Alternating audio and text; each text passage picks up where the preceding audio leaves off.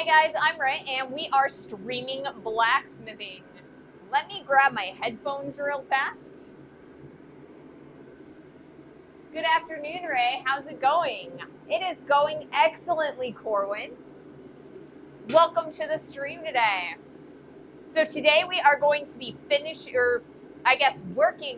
continuing to work on our hot cut for the hardy hole for this particular anvil. Anvils have a hardy hole and a pritchel hole. The hardy hole is the square hole. The round hole is the pritchel hole. And so we are going to make a tool that fits inside of that square hardy hole. And it is going to be a hot cut. So it is going to be a wedge shape so that we can start cutting pieces of stock apart. The goal is to have the ability to make nails, handmade nails here in the shop. I'd like to do an entire stream where we just make nails all stream. See how many that I can get. I've got to teach myself how to make nails. I mean, it's a relatively easy process. Just taper down a piece of long stock, cut it off, and then stick it in the nail header. But I haven't done it before, so we are currently making the tools to make some nails. So tools to make nails.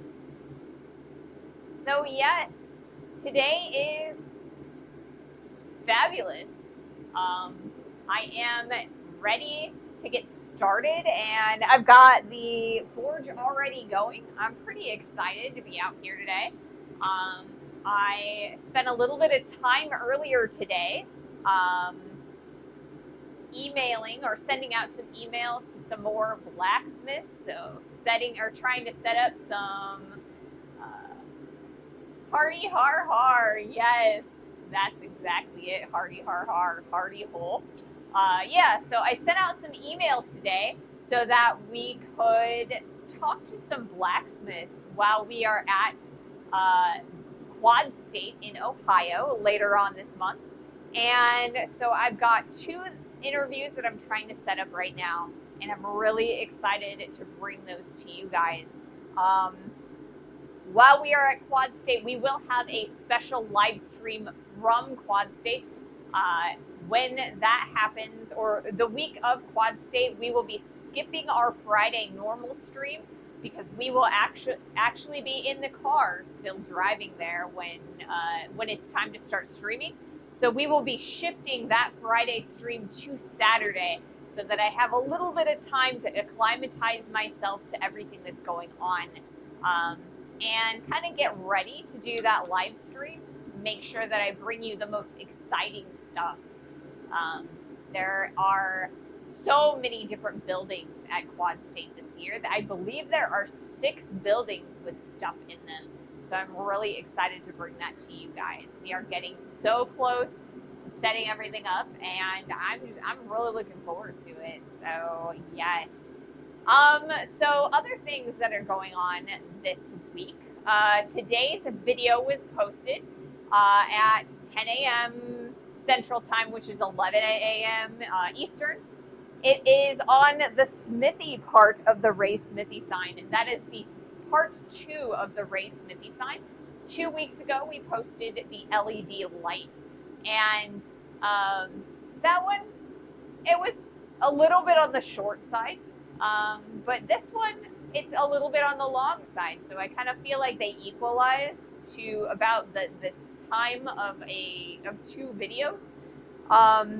So today's video is a montage of a few shots of each of the letters as they're being made, set to some music. So I hope you guys like it. I think it actually looks all right. There isn't a lot of me talking or anything, but there's a lot of visual and ASMR value there. So I hope you guys like that.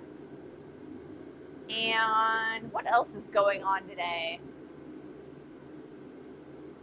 Still working on the van, trying to make sure that it is ready for us to stay in at Quad State. And we've also actually been setting things up and planning to kind of rearrange the shop again. I really want to start moving some of the equipment that is behind the screen and behind the cameras into the cold shop. See if we can't make a little bit more space so we can kind of walk around a little bit more, make some bigger adjustments and some bigger pieces. So that is part of the plan as well. We'll probably be tackling a little bit of that this weekend. So,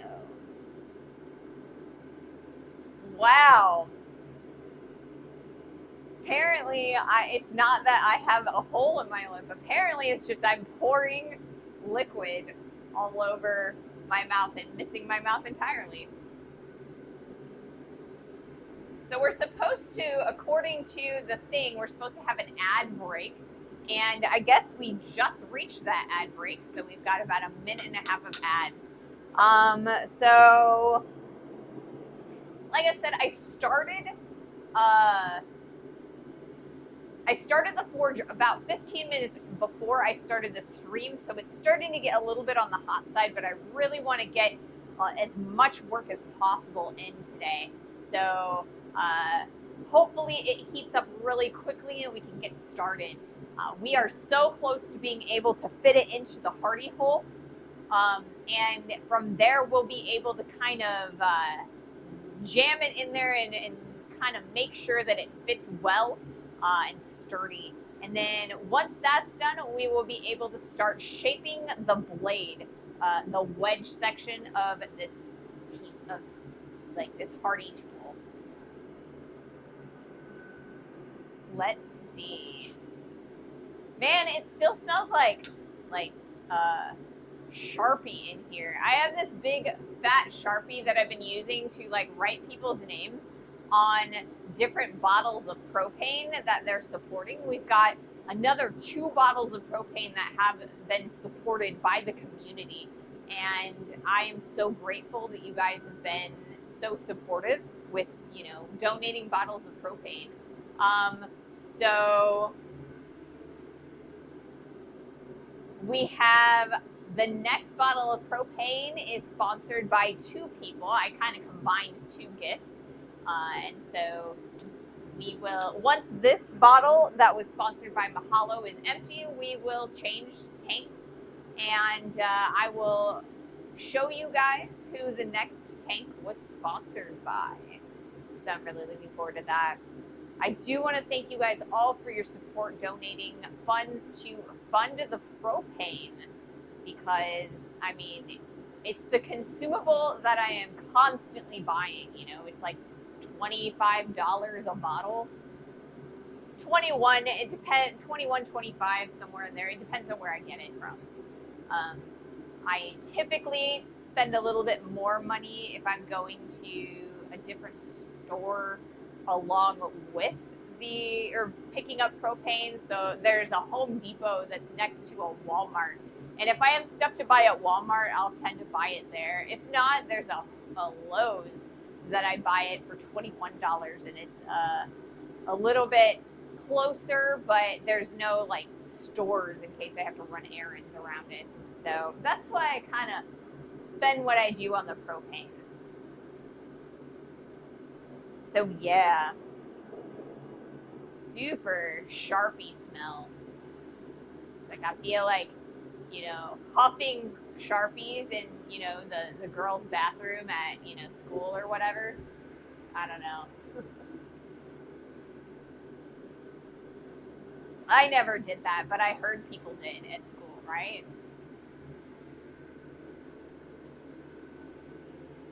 So how was you guys' day, or the last couple of days since I saw you on Monday?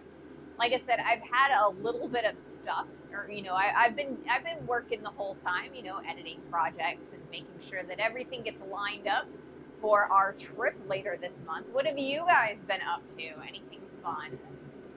I think I did see Corwin's like hairpins that he's been making. Those were absolutely gorgeous. You are doing a great job with those, Corwin. Keep up the work. The great work. Not too bad. Forged a little last night. Busy at work today. Ooh, busy.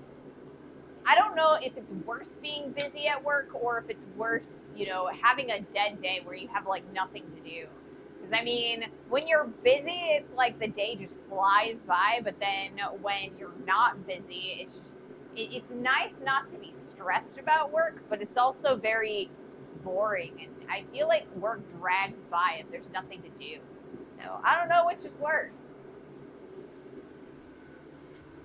Dead days are horrible. Yeah, I thought so too. Most of my day, or most of my like jobs where that actually mattered were retail. So yeah, dead days were awful. You know, I used to work at a Lowe's at one point.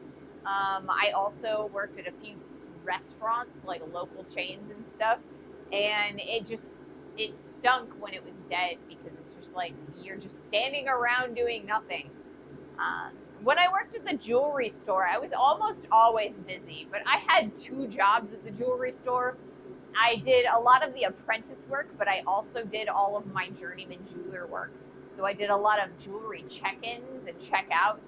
And if I didn't have any work on my bench, then I would do polishing because I was the newest journeyman, I guess.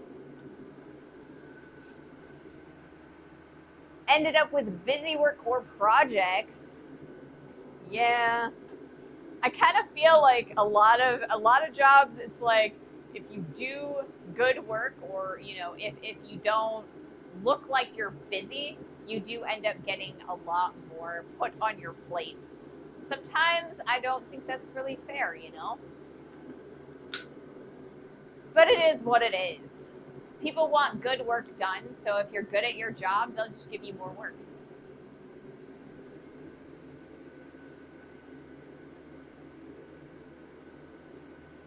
All right, let's take a look at our steel. We're still at a dull orange. Let's see about moving this piece around a little bit. Yeah. A little bit longer and we'll be able to get started forging. So that's pretty exciting, and that's what you guys come for. So we are going to take our first heat here on the anvil. I kind of want to assess the sides of the area that we're going to be sticking in the hardy hole. I want to make sure that everything's all nice and parallel and lined up. I did take a look at the section or the shaft of the tool, and I measured it up to the hardy hole. One side, which is the side that we've been using the press with, that we've done a little bit of drawing out to, that is almost ready. It's like within a couple millimeters of being able to fit through the hardy hole. But the side that we were not focused on, the skinnier side, that needs to be hammered down a little bit further. It has expanded a little bit, so we've got more like 5 millimeters or so that we need to take it down. So I'm going to try and do that at the anvil, and if I can't make that happen, then we will jump on to the press. So we will be moving around a little bit today. A little bit of press work, a little bit of anvil work. Once we get the shaft ready to, or like sized correctly to fit in the hardy hole, we're going to kind of hammer it in there so it does fit really well. And then once that we've got the correct fit and a long enough shaft, we are going to start working on the wedge section of it, the blade. So that's going to be where the exciting bit is, because I mean, that's the whole point, right? We want a blade so that we can cut our bar apart. Welcome to the stream, Ping. Greetings. So we are almost ready to start forging, but not quite. We're at a bright orange, but I want to get a little bit closer to yellow so that we've got a nice amount of heat and it'll squish better. This is a piece of A2, which is an air hardening tool steel or an air quenching tool steel. So when we're ready to harden this piece, what we're actually going to do is we're just going to stick it in the forge, heat it as high as that forge will get it, and then we're going to set it on the anvil and just let it cool. And that will harden the tool, and it will allow us to keep that blade nice and sharp and together so that we can get those cuts like we want. But it also, A2 is also a really, really stiff material. So you actually have to heat it really high in order for it to move at all. So that's the thing. This forge, it barely gets to the point where we can actually forge this A2. So, you know, we are forging it a little bit on the cooler side. I wish that I could get it to fit in the mailbox, because then we definitely get it up to the point where it was forgeable and it'd be really valuable. But the piece is a little bit too big. So maybe later on, after we've done a little bit of forging down and drawing down, we might be able to get back over and start up the mailbox for that.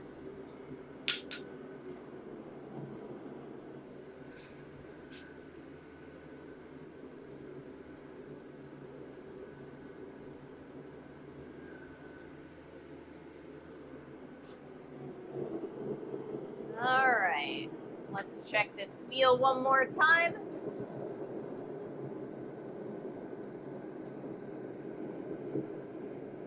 It's looking like we're all right.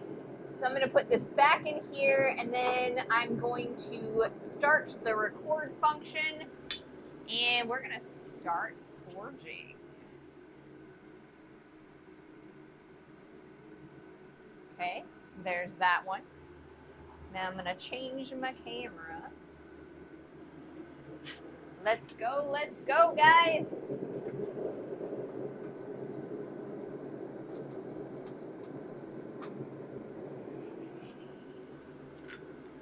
It's a little on the cold side, but that's all right.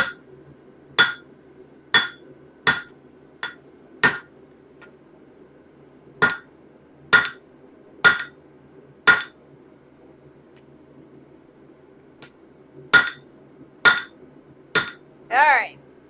We are going to check it against the hole again. Looks like we have a little bit of more forging to do, so we're going to actually move over to the press, and we're going to forge it down a little bit further. I really want to focus on this end here and make sure that we can, you know, stick it in that hole.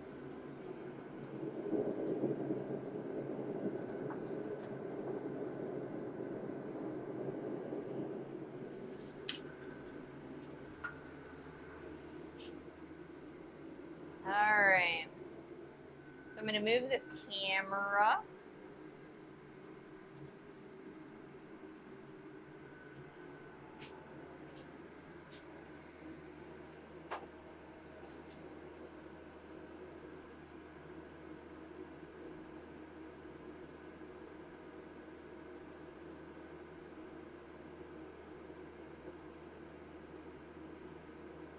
See if we can't set everything up all nice and pretty. Okie doke. And we'll start that record function. So I'm trying really hard at this point to kind of start moving the camera more frequently. Can you see the camera? You can. Okay, that's all right. I will move it over this way a little bit further. That way.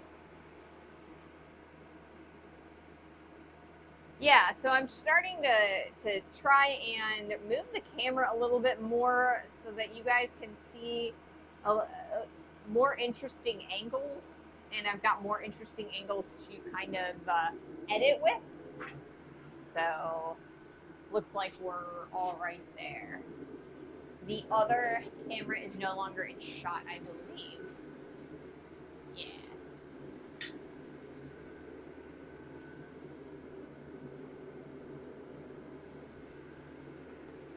I was editing today's video, and I realized that all the shots were from the exact same angle, and I was just, it was kind of boring.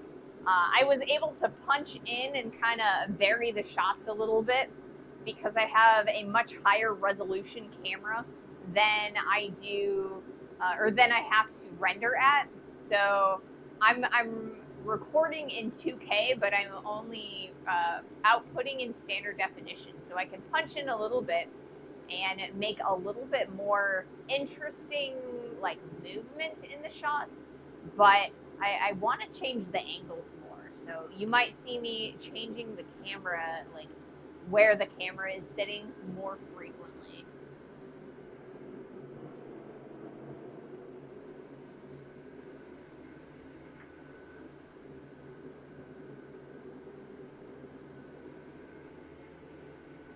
Let's see what else is going on.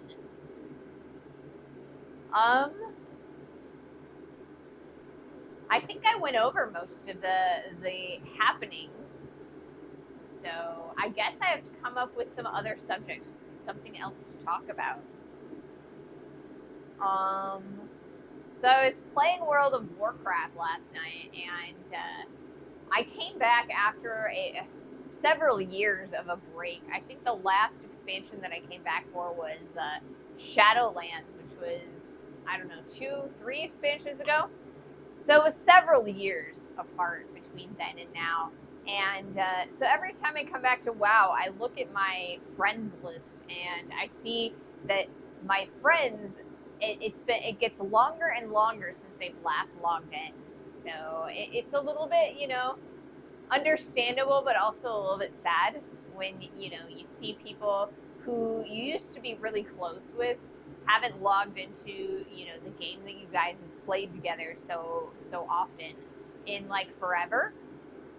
But one of my friends from many years ago actually logged in, and so I got to talk to them. It was pretty exciting. um, I haven't talked to them in ages.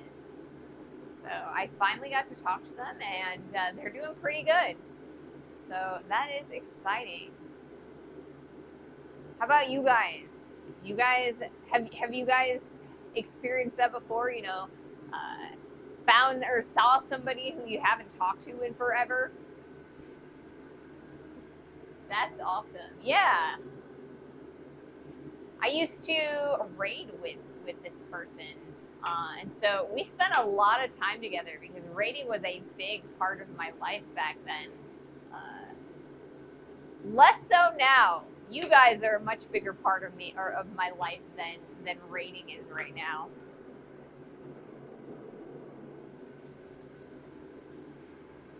Many times. Ran into an old college friend recently at a wrestling show. I'll bet that was fun. Were you able to talk? Um, because when you're refereeing, you may not be able to talk.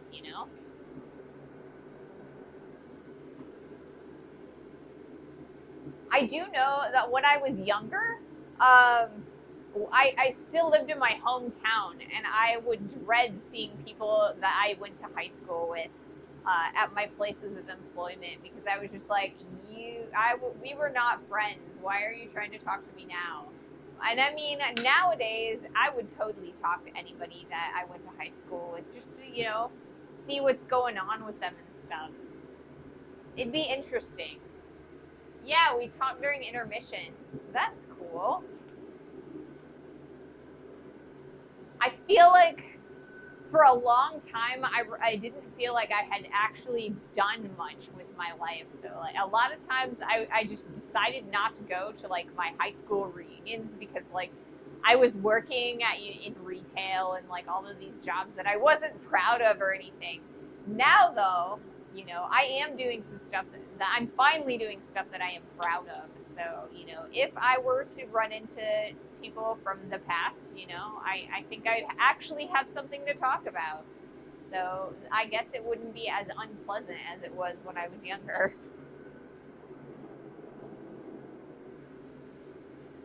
I don't know. Things change. We are going to do another heat. Oh, you know what? I need to bring down the press.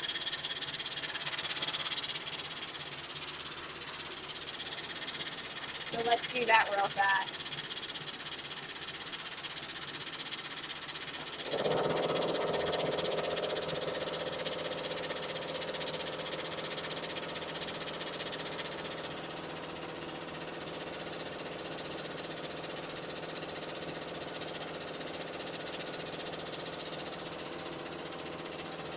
I have been considering um, taking one of the screens off of this guy in hopes that maybe it will,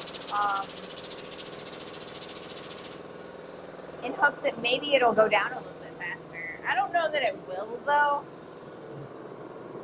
because it's like not really,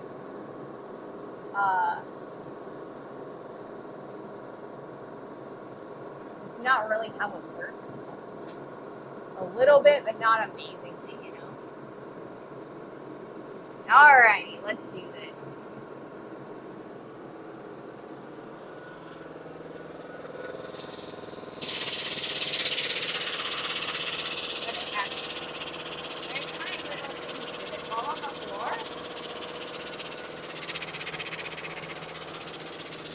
Oh, I left it over there. Wow. Smart.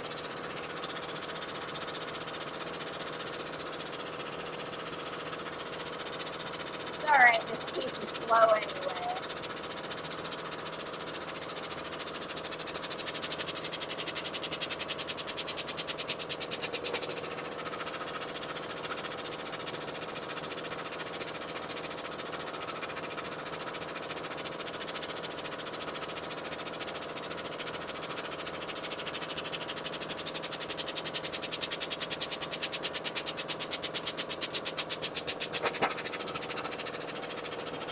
Alright, we're going to put this back in the Ford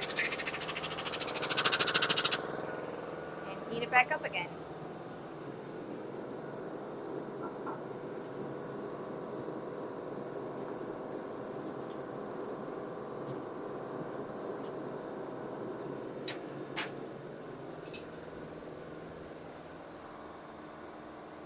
Facebook is enough of a high school reunion for me. Not worth the 5.5 hour drive. Yeah, I have a pretty long drive for people from my high school as well. I have about a 4.5 hour drive from between here and my high school.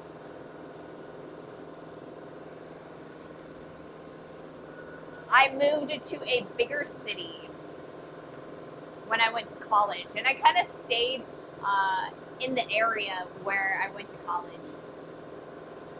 I went to college at the Southern Illinois University Edwardsville, and I'm still in that area. I think the college is about a half an hour from us. So, yeah. I don't know. There was a little bit more job opportunities out here, and when I had graduated, I had a job that was somewhat in my field, so I kind of stuck around, and I've never left. You know. Same here. I went to Iowa State and stayed in this town. Yeah, I mean, here in the Midwest, there's a lot of like farm people or like farm towns and stuff. And then when you go to college, those college towns are so much bigger than, you know, your hometown that I think a lot of people actually stay.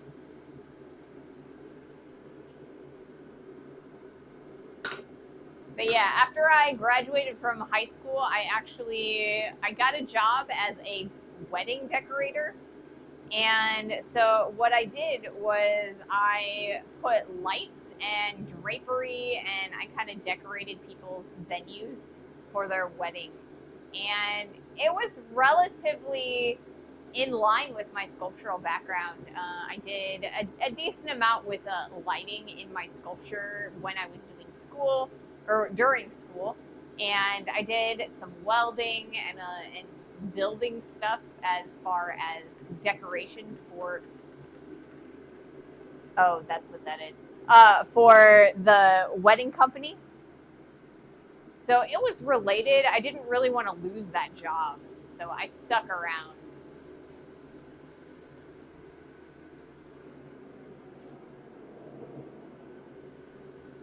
It was nice to have some contacts and stuff too.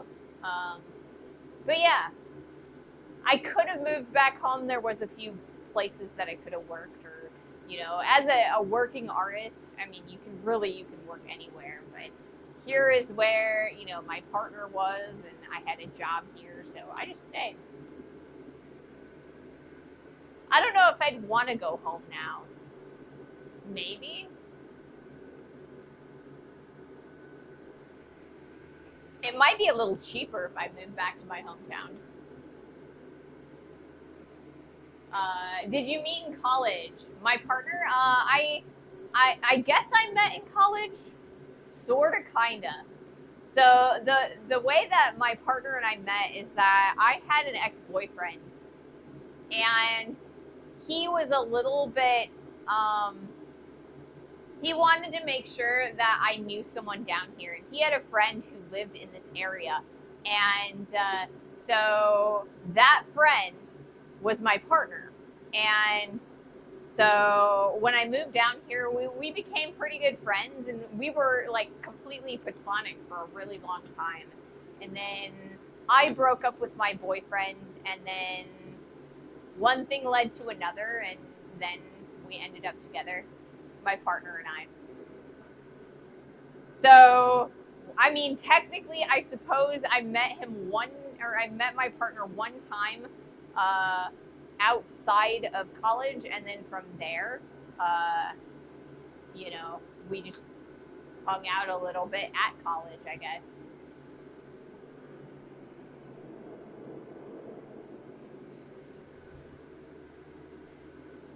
So we've got an ad starting up soon. So while that ad is going, we'll just talk about other stuff. And then after that, we'll probably do another heat.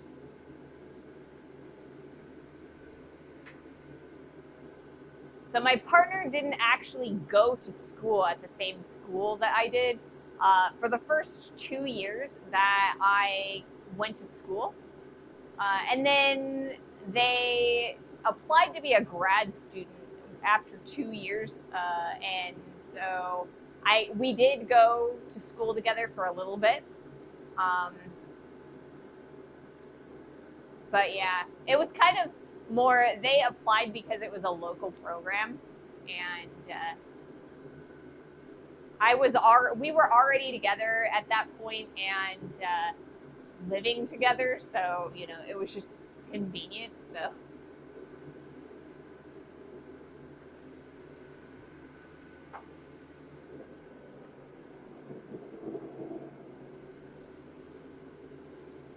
but yeah, it's kind of one of those stories that you got to be a little bit careful telling, because I guess in all technicality, you could say that I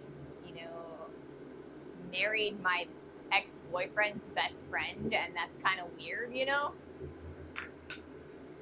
That's cool.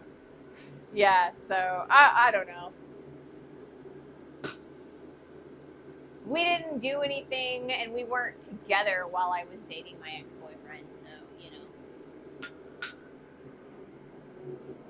that was the same ex-boyfriend though that introduced me to blacksmithing. So I mean, I'm not unhappy that we dated. You know, uh, he didn't teach me about blacksmithing until much later. We stayed friends for a while after breaking up, and so a year or two later, he got really into blacksmithing and dragged me along. So that's kind of how that worked. So, and my partner came along for the ride. Welcome in. Is that Batel Rock? Yes, Batel Rock. Welcome to the stream. Hello. Sorry, I can read chat relatively well from the anvil, but I can't read people's names. For whatever reason, like, there's a weird glare on my screen where it makes it harder to tell, the colors of people's names from the black background. Hopefully they didn't cause any awkwardness. Well, for the first couple months, we didn't talk because we needed that space and that break. Or at least I needed that break. My partner and my ex-boyfriend, they were still friends, and they talked a little bit. Less so when my ex-boyfriend found out that we were together at that point. I think he was mad at my partner for a little bit, but it didn't last, so yeah. It's like the Beetle, the Bug, or the band, the Beatles. But my daily for choosing an Arabic name. Oh, my fault for choosing an Arabic name. Yeah, I'm not amazingly familiar with the Arabic language. We do have a lot of international people in the community, though. A lot of people we've got some people from Belgium, from Germany, some English people. I am in the middle of an ad, though, so I'm not entirely sure if you can see this or not, or, hear this. It kind of depends on if you're seeing the little ad or the big ad.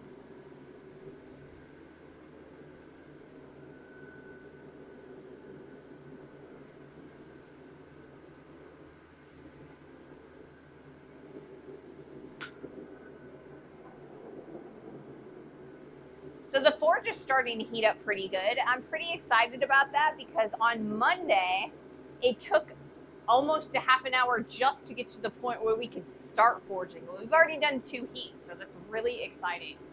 I'm pretty glad. I might be the closest to you proximity-wise. I think you are, to be honest.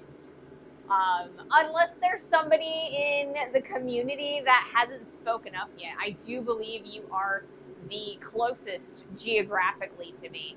I live in the St. Louis area, within an hour of St. Louis proper.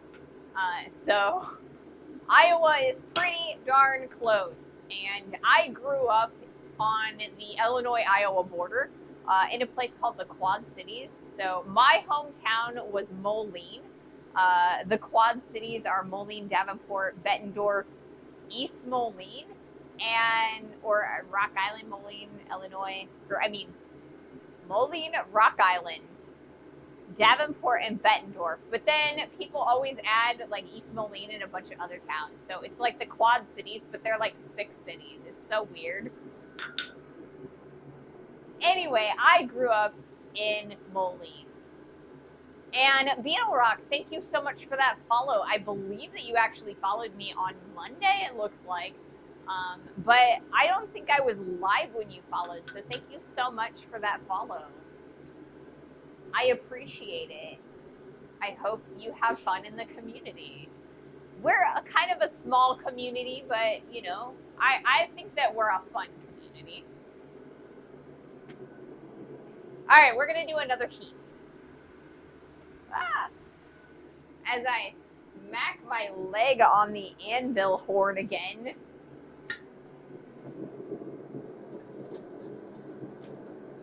That's why I blunt out my anvil horn, is so that when I snag my leg on it, it doesn't hurt as much.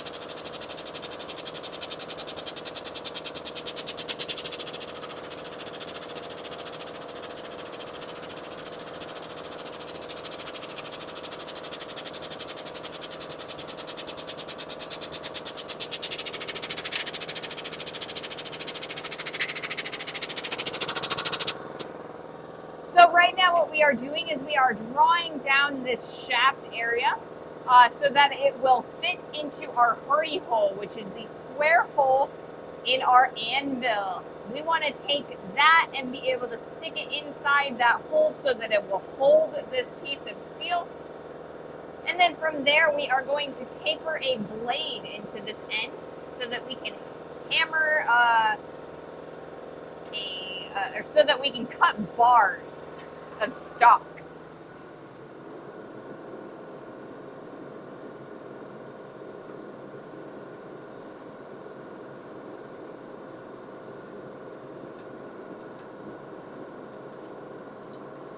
And I'm trying to put this in, or put it in the forge well, but it's not working as well as I want to. Alright, that can stay like that. Hey Bluesy, welcome to the stream. Normally I would be teaching, but there was a big rain and the floor of the place washed out. Ooh, that's not cool. Flooding out your building.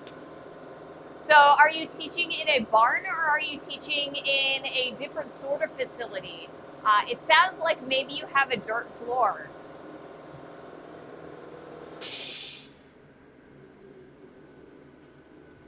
In a barn, that makes sense, because I mean, a lot of your equipment would be kept in a barn, so that was my guess. It was either a barn or in like a warehouse of some type. Dirt floor indeed. I mean, there are some pluses and minuses to dirt floors. I love dirt floors for blacksmith shops.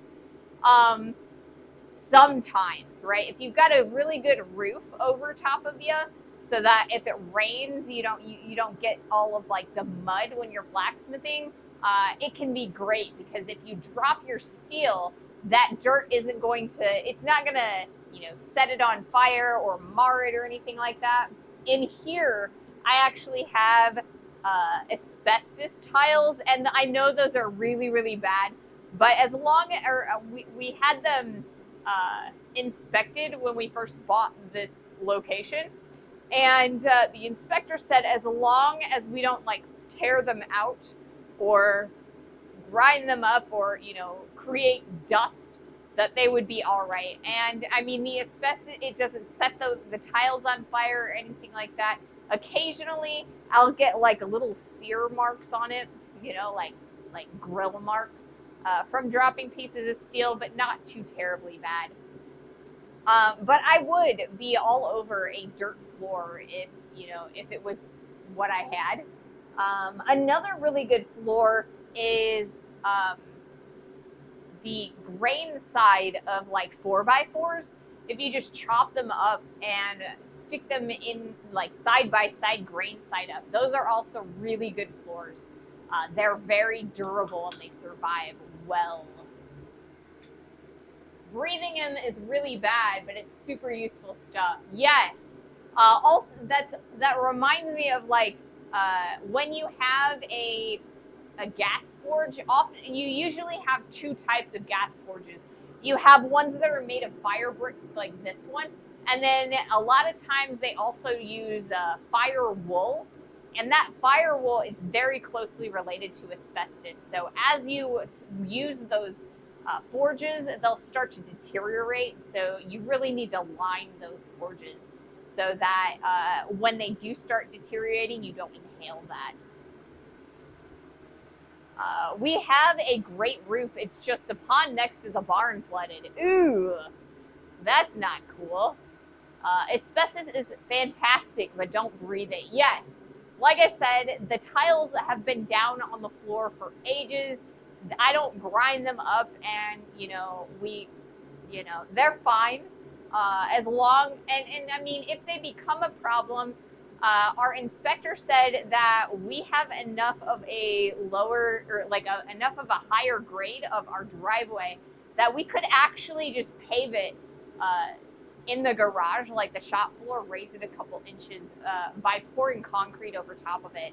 So I haven't felt the need to do that, but we'll never tear them out. We'll just pour concrete over it and it should be fine.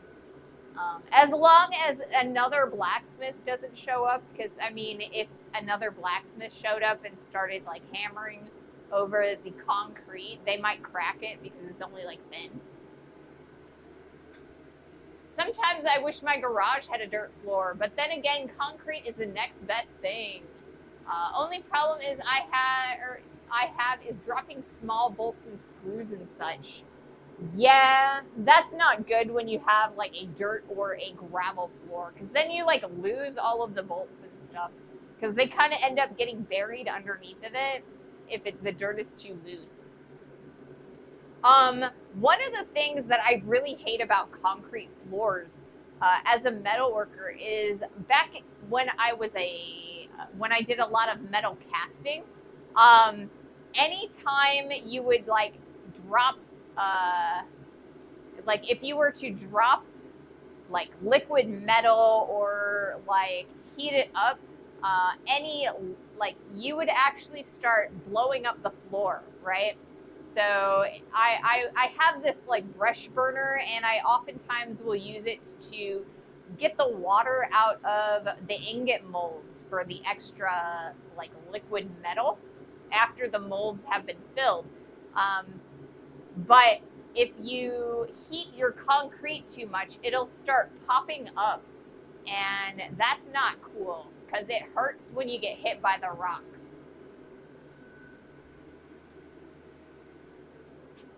So I would rather have the asbestos tiles as long as I can get away with it, I think. Once it starts deteriorating, I will have another, that will become a problem and I will reassess. But for the moment, because the tile isn't, disintegrating or anything like that, it's fine for the moment.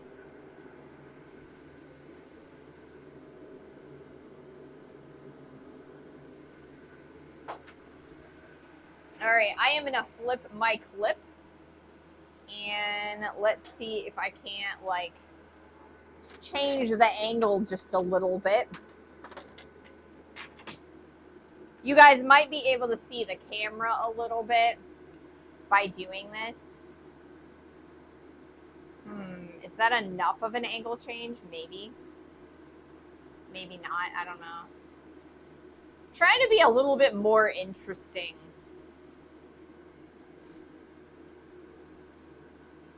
I think it'll be all right. I might actually change the angle of the camera and bring it over here so you guys can see from that side. I'm not sure yet if I want to do that. We shall see.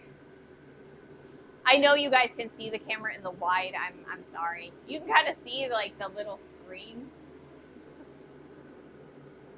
It's like Inception, you can kind of see the screen, and the screen can see that, I guess. There is no try, just do or do not. Yes, I am moving my cameras frequently so that I can make things a little bit more interesting when I am editing, and for you guys as well. I feel like sometimes it gets a little boring looking at the same angles and the same views every time.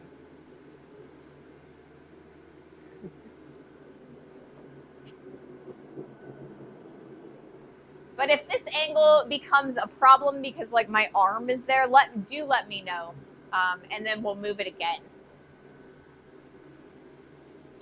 I think I'm gonna do one more heat at the press, and then from there we're gonna move the camera again, and I'm gonna see if I can fit it to the hardy hole, see if I can't start sizing it up so that we can continue moving on the process.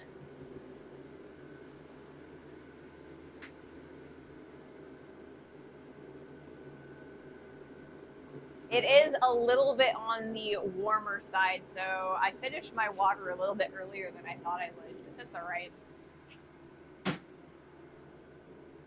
I have another water. It's a really big water.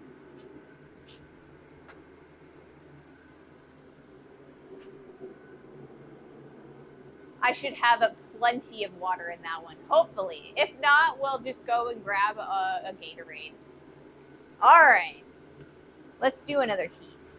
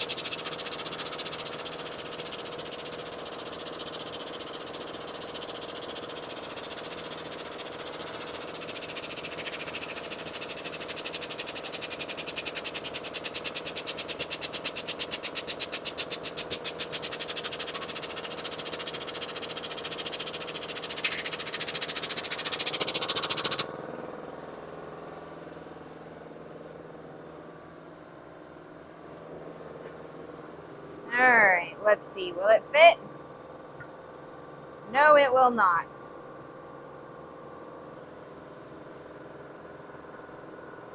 So I think that we're gonna need another couple of heats.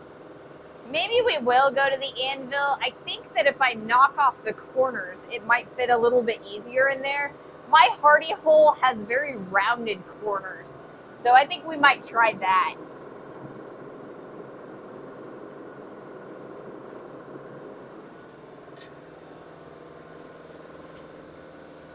All right, so we will move this camera again.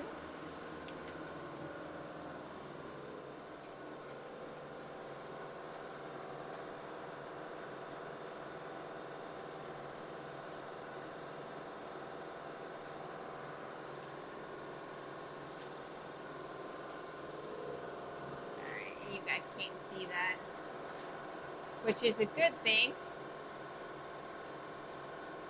Then I can use both the wide and the tight.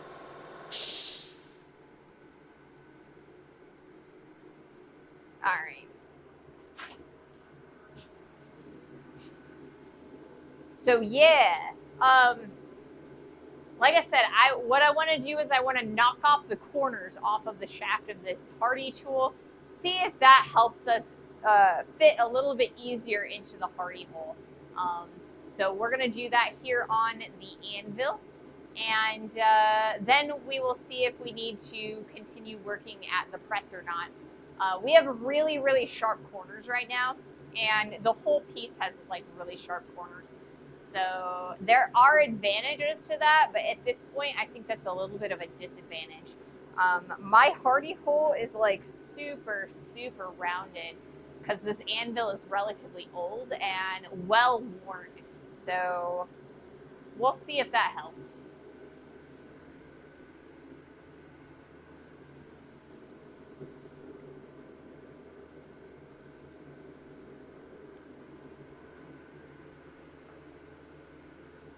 So I think that it would be really, really nice if we were able to finish this project today. But I am feeling, or I'm starting to feel like it's going to take till Friday. We might want to use an extra day just to kind of true everything up and make sure that we have enough time to really finish this project. So I am thinking that it's going to take till Friday. So do you have anything currently that goes in the hardy hole? I've never seen you use it. So I don't actually have a lot that goes in my hardy hole. I think I have a couple that fit, but I don't normally use them.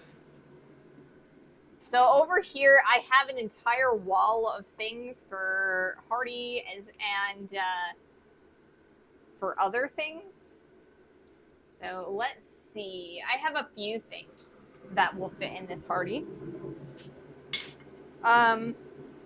So this is actually a like a trailer hitch. I often use this to get really nice round shapes. So that'll fit in the hardy hole like so. So you can kind of see that. Or how that fits in the hardy hole. So like I said, we haven't done a lot of rounding.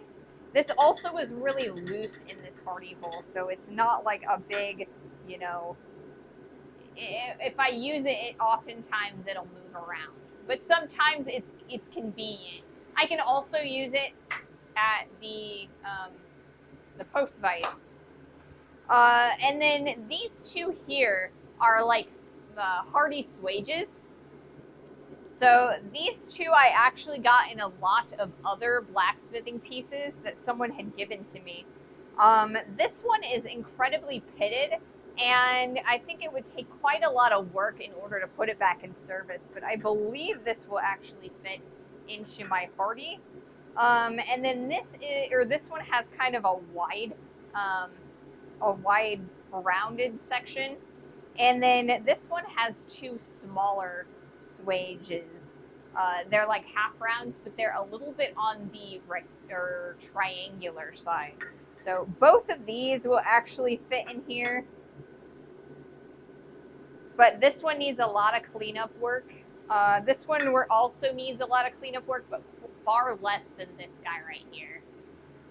And then this one also fits in this hardy hole. This one was designed to actually go into the post vise, but what this is for bowl raising for silversmithing. So it doesn't quite fit in here really nice and tight or anything like that. That's why I have a tendency to use it here on the post vise. So those are the hardy tools that I currently have and kind of why I don't use them. Also, when I am bowl raising, I like to hammer at about my chest height. It makes it a lot easier to get the motions down. So if I'm using this like here, I almost have to be sitting like way down far. So I tend not to use that or the hardy hole for that one.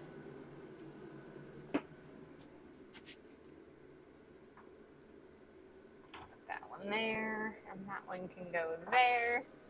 And that one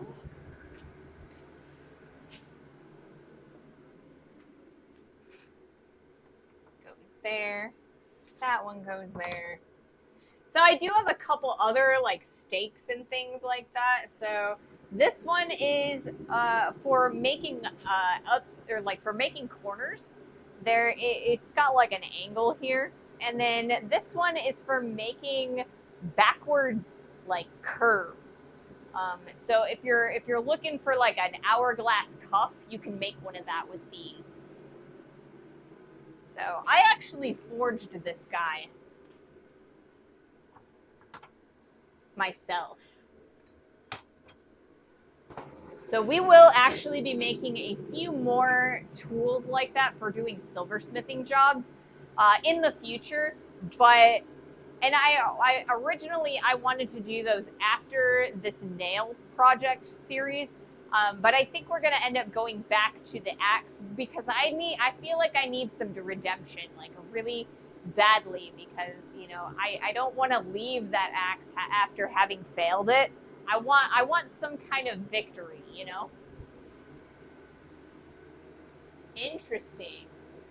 That last one looks like a snake or a wand. Yeah. So it's called a sinusoidal. I don't know how to pronounce it very well. Sinusoidal. So it's for making a curve that goes this direction, but also this direction at the same time, right?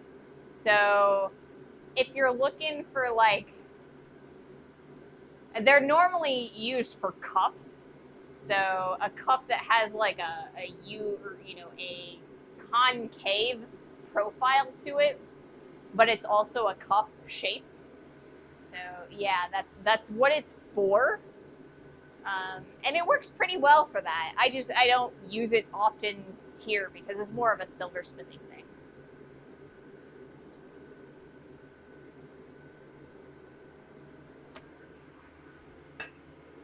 And we will get into to silversmithing here at some point in the near future. But like I said, I think it's going to be pushed back just a little bit because, like I said, I really want to succeed at making an axe. I want some redemption. All right, so we're going to do another heat.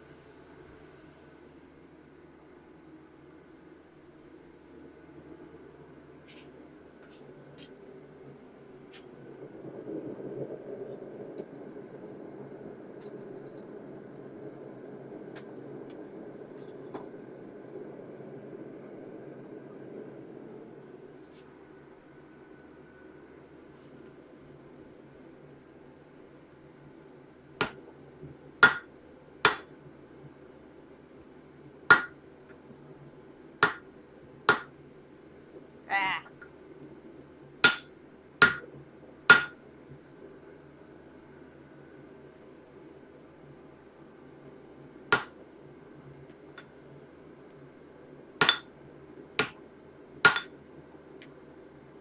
Tongs are not happy. Let's hold them a little bit further back. Maybe that'll help a little.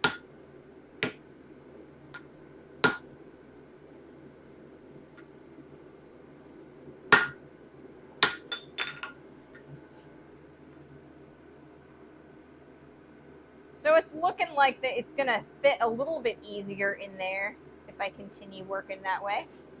So let's try this some more. We'll do another heat.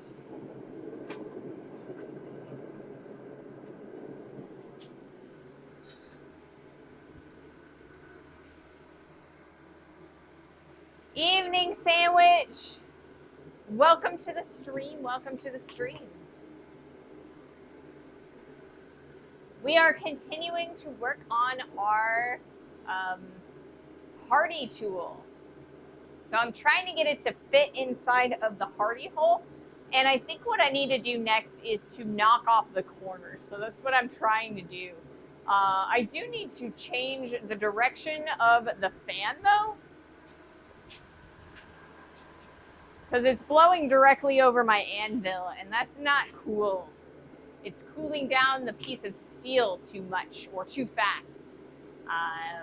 Our A2 is a very hard steel, and we need to make sure that we keep as much heat as we can inside the steel. So it is cool. It is cool. Too cool, unfortunately.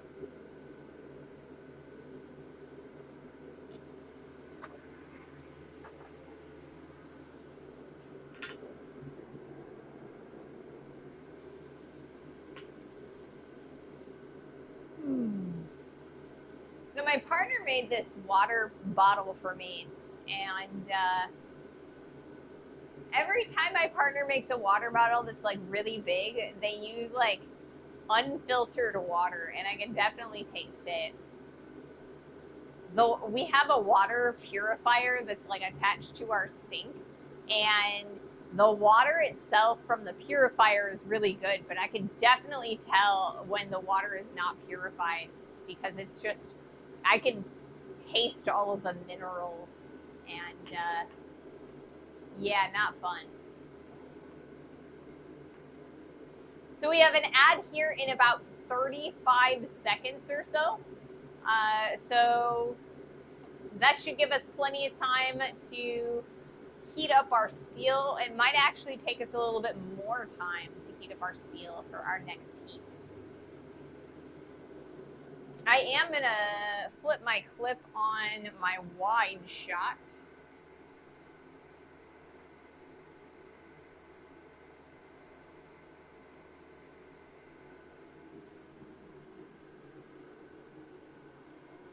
And maybe I will change angles again.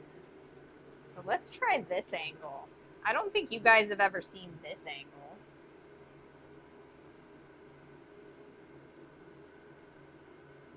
I'm trying to be exciting and interesting.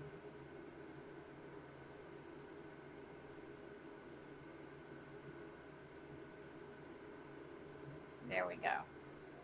So maybe that angle will be interesting for you guys.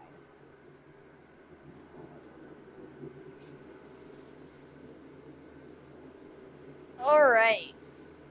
The ad break ends in about a minute, an hour. That would be a really, really long ad break. I definitely don't think that I would watch an hour ad break. But a minute, I think I could do. I could do a minute ad break.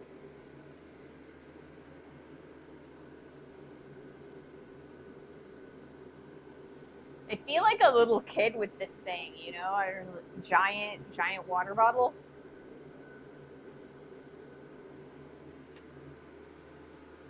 You're already exciting / interesting. Well, that's awesome. I'm glad that you think that. However, I get bored editing my own like work, so I'm trying to change up the angles so that it looks all high quality and classy and stuff.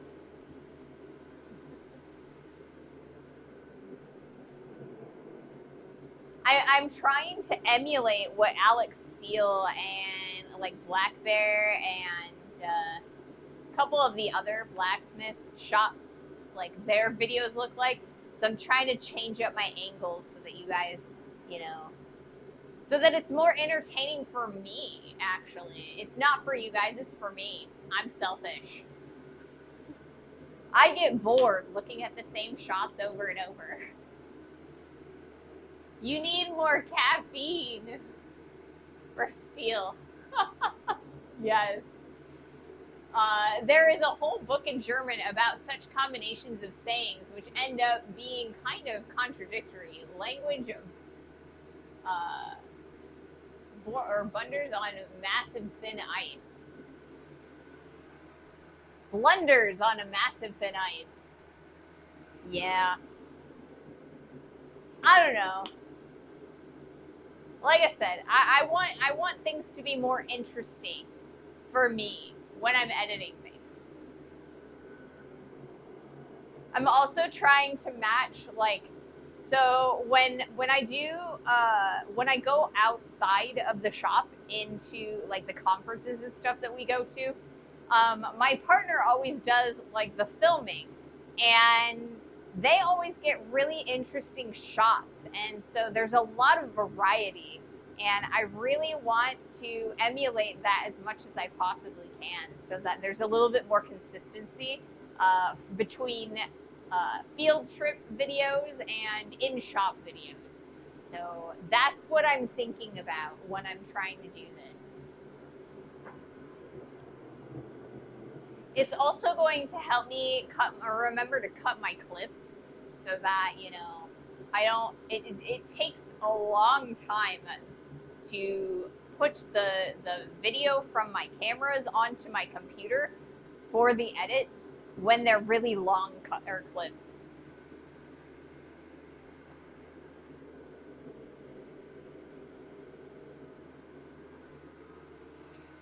A politician back then in the opposition famously once said, "I predict a hot autumn for this government.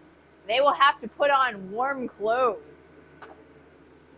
That is kind of contradictory.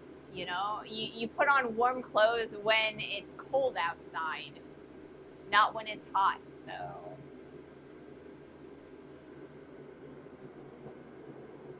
all right, let's do another heat. So this is a new angle. You guys can kind of tell me if you like it or not.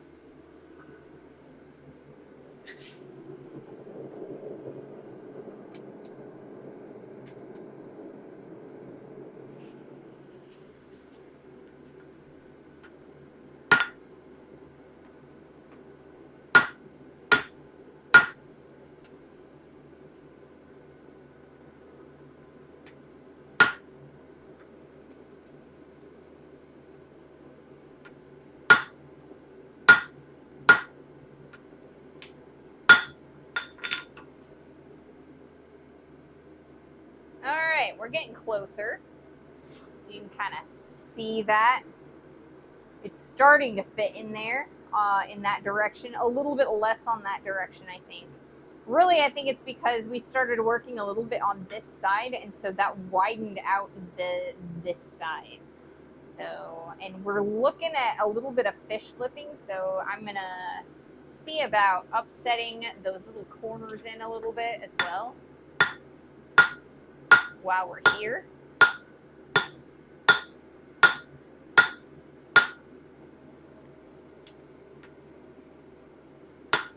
Yeah. All right, more heat. More heat.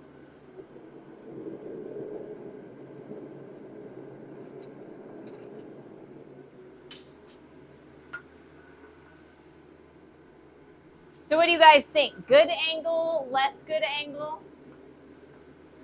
Welcome to the stream, Bungalow Glow. Welcome to the stream.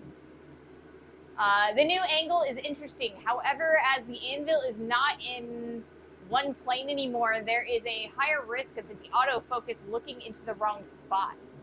I no longer use autofocus.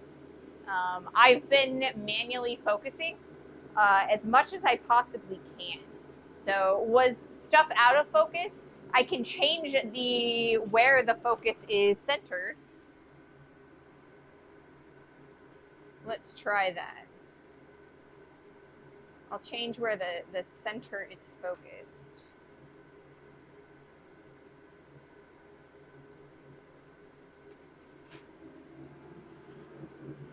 Because yeah, I stopped using autofocus because I got tired of deciding that the yellow quench bucket or the shiny bits on the bottom of this chair were more interesting to look at than the stuff on the anvil. Then the focus distance was a tiny bit too short. Not too bad, but the piece was a little bit behind the sharpest plane. Okay. Well, if that's the case, then maybe if I focus off of the... If I pull focus off of that hammerhead, then maybe that will help us. See, the thing is, I don't get to see what it looks like when I have the steel out. So you guys have to tell me. Yes, probably. Okay.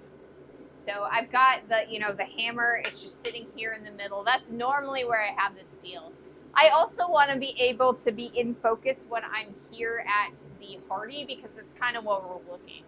So I don't know, maybe this is a bad angle because then, I have to make sure that I change the focus where like the focus depth is a little bit wider. And this lens does not lend itself to that. So I'll do maybe a couple more shots with it and then I will move it. Whoa.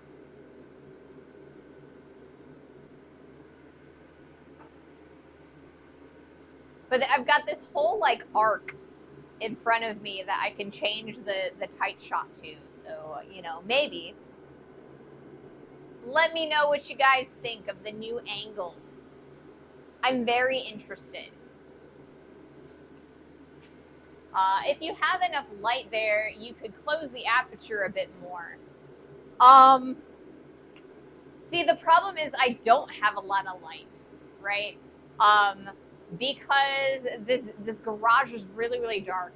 The reason I have as much light as I have is because I do have a really bright light right there.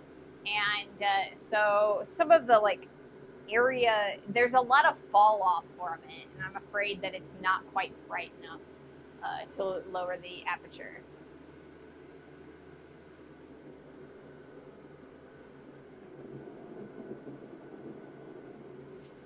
I'm trying though.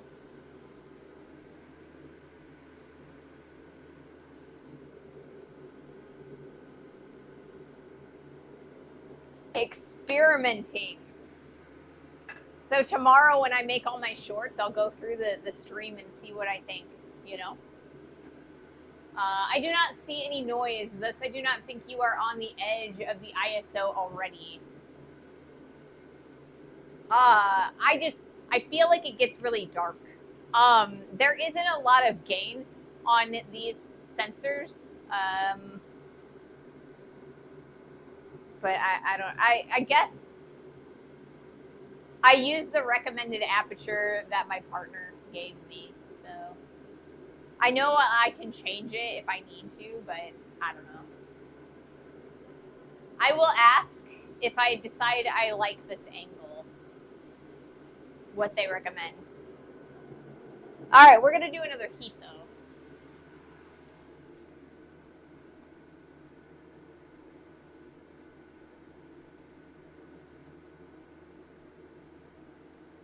Okay, higher ISO, lower aperture.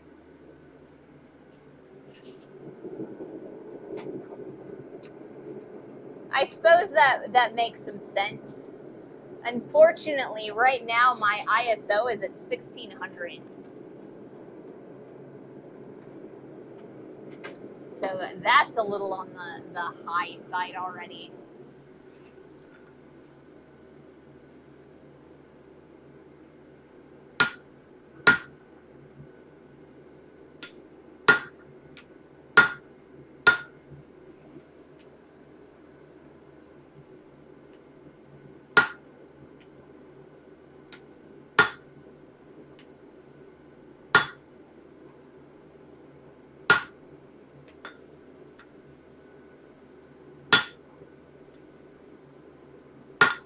All right, we are going to, I think we're actually going to change and go towards to the press. We got a little bit more of more, we're getting a little bit closer, but I think that the press will help us a little bit. So we're going to heat this up, do one more heat at the press, and then really try hard to correct.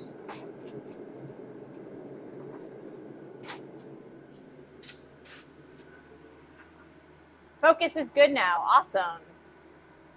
A modernish sensor should be able to handle ISO 3200 as well, I guess.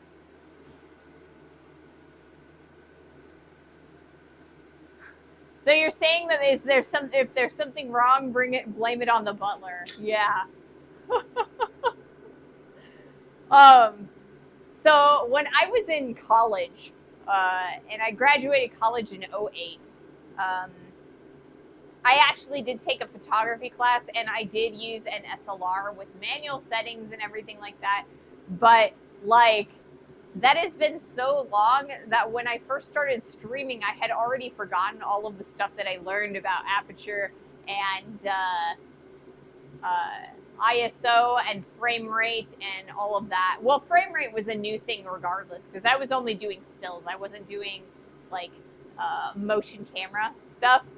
So like it's slowly coming back. So I am less likely to kind of want to change my settings as much as possible. But I know I need to learn, so I should just experiment and do it anyway.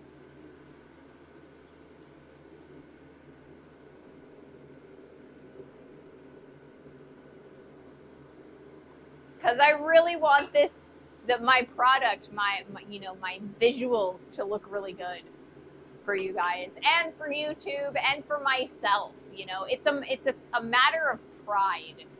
I want to be one of the highest quality, as far as camera blacksmiths on the YouTubes. And I've got a long way to go. All right. So I am going to go over to the press again. So now that I got all of this dialed in over here on, the tight cam, I'm going to screw it all up again by changing what we're focusing on.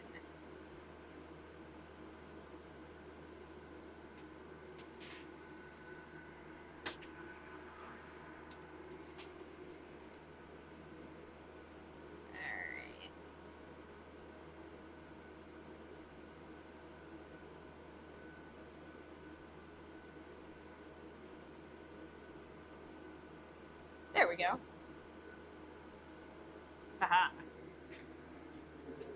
So yeah, it is taking me just a little bit longer to change the position of the camera because I am having to manual focus it. There is something in my eye, and I'm not sure what it is. Aperture is, as a reminder, 1.4, 2.0, 2.8, 4.0, or 1.4, and then 5.6, 8.0, and 11. Yeah, and the smaller the number, the bigger the hole. So the more light you're getting. Because it's like metal. I remember remembering that when I was in photography class. Because when you're looking at silver and copper and gold and whatever sheet metal that you're looking at, they actually have what they call gauges. And so the higher the number, the smaller it is, and the bigger the number, the bigger it is. So if I come in here, and I'll show you what I'm talking about. Let's see here.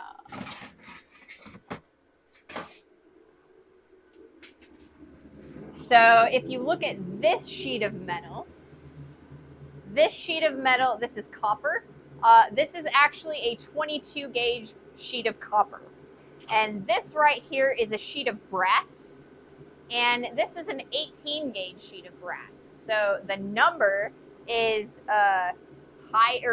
lower on this sheet than this sheet, but this sheet's a lot thicker if you look at the two together.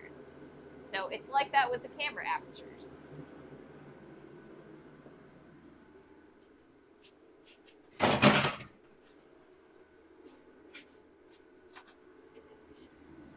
Yes, I'm going in and out of the cold shop more frequently.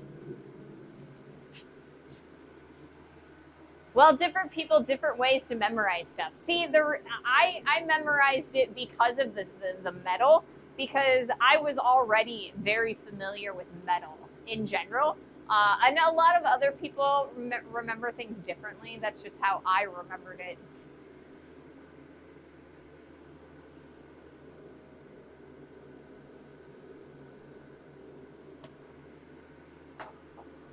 Alrighty, let's do another heat. We're gonna do it at the press.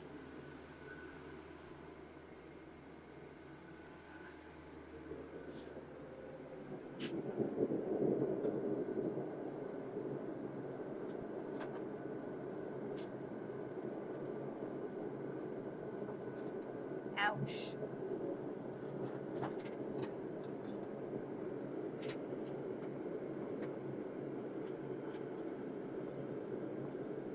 There we go. Much more better.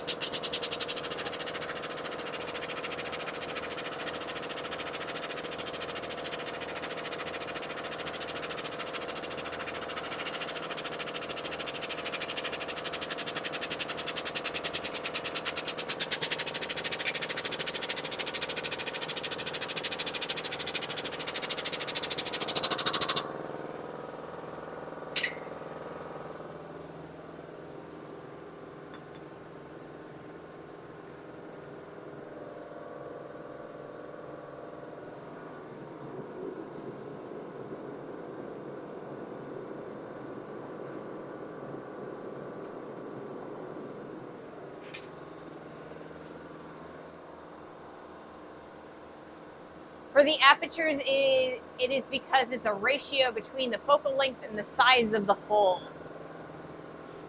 Yeah, I mean, it makes sense. So I spent a little bit of time yesterday during dinner discussing things that we can do, or that I can do, to improve the quality of the visuals of the stream and the YouTube channel while I'm editing and also while I'm shooting it, and or without modifying any of the equipment. So there are things that I'm not doing that I can do to improve things with the equipment that I already have. So we took a look at what I'm doing and a look at what I could be doing, and so that's kind of why I'm changing things up just a little bit. Actually, some virtual hole somewhere in the light path, not the actual aperture opening. Interesting.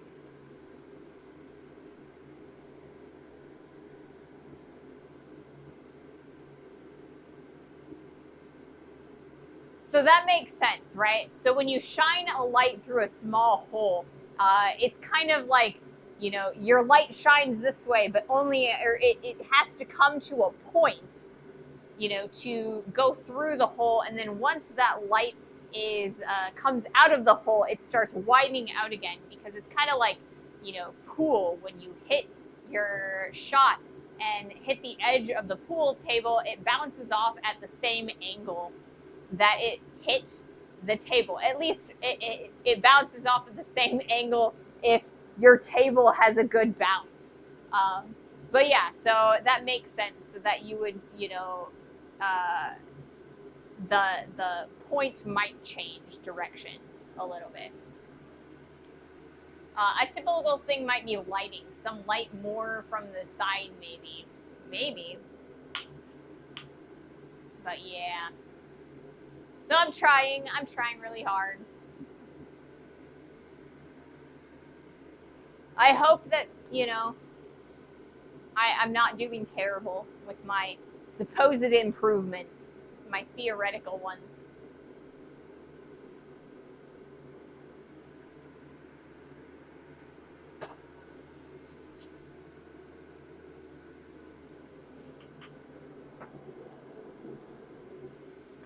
So right now I'm at a point that every time I squish down, or I squish the steel down, it starts pooching out the opposite side, and I want the whole thing to kind of taper down. And so the best way to go about this would be to probably use the anvil, but I don't have a really good pair of tongs for this. So let's see if I can't find one. Because I think that I'm just going to drive myself nuts if I try to use what I am currently using. I don't know. Maybe we'll try these guys. You're doing great, Ray. Thank you, Bungalow.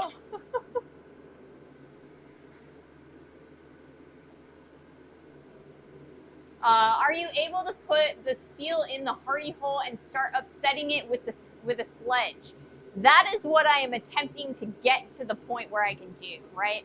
So I've been using the press, but the press is squishing in one direction and expanding in the other, right? So I need to change tongs so that I can do a little bit of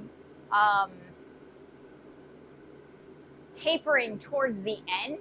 And because these guys aren't giving me a really good grip, and it's a lot better than it was since I put the ground down plus in there. So now there's more. It's like the tread in your shoe. You get more grip the more surfaces that are gripping. But it's not working as well as I need it to. So we're gonna see if changing it to these tongs will get a better grip, so we can get that nice taper. Because right now I'm just, squishing one side, expanding the other, and going back and forth, and it's not squishing the way I need it to. So we are going to see what we can do to fix that. It looks pretty good already. I would say the current bottleneck and the overall quality might be the sound. It has improved as well, and it is perfectly understandable now, but there is room to improve. I mean, there's always room to improve. Honestly, I think that the laptop was a huge improvement. It has improved the internet, or the ability for the laptop to render things for Twitch. It has improved the ability to catch the Wi-Fi. And it has been able to interpret both the sound and the visuals a lot better. So it's very fast, and because it's new. So I think the laptop is my biggest improvement, for sure.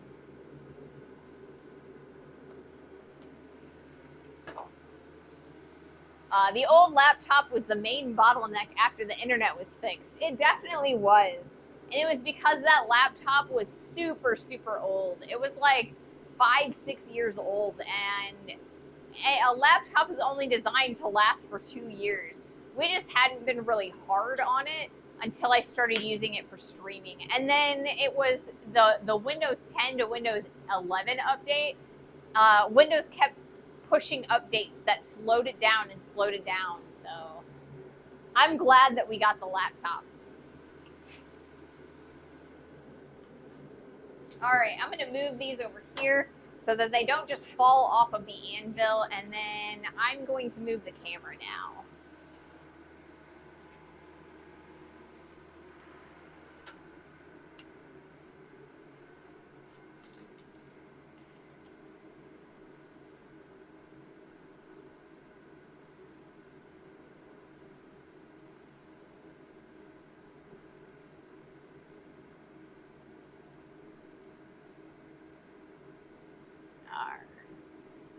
We're going to go back to our old angle.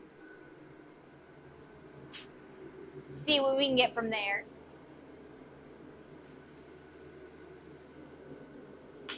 So I think eventually we're going to get to the point where I myself am the bottleneck, right? Because I have been working really, really hard, and I've been pushing my stamina to its limit. And so I'm getting to this point where I want to produce more videos because I'm getting faster at editing, but I just don't have the stamina to produce more videos. So we're gonna have to look at some things to kind of improve. Maybe do like more of a news type stream, maybe, or we'll come up with something, some way to continue to stream or keep the schedule up while giving me a little bit of a rest. We might do like a just chatting type stream. Depending on the quality, you can get some more years out of the laptop, but the standards and requirements increase for some applications. It becomes insufficient. Yeah, I mean, the old laptop is awesome, or it's still awesome for word processing and normal internet activities. Really, the bottleneck is the way it's treating OBS and the processing speed for streaming itself. Most of its other processes are they're still just fine. So the new laptop is what we're using for streaming. It's also good enough to do a little bit of minor editing on for, out of town, little mini edits and things like that. But for almost everything else, like social media output and things like that, the old laptop's just fine. So we have an ad that's starting in less than a minute. And so when that happens, or after that is over, we will come back over to the anvil and see if I can't do a little bit more drawing down so that we can get it into, or the shaft into the hardy itself. Once that happens, we will be golden and not the K-pop Demon Hunters golden. But we will be able to shove the rest of it down the hole so that we can get a properly sized tool.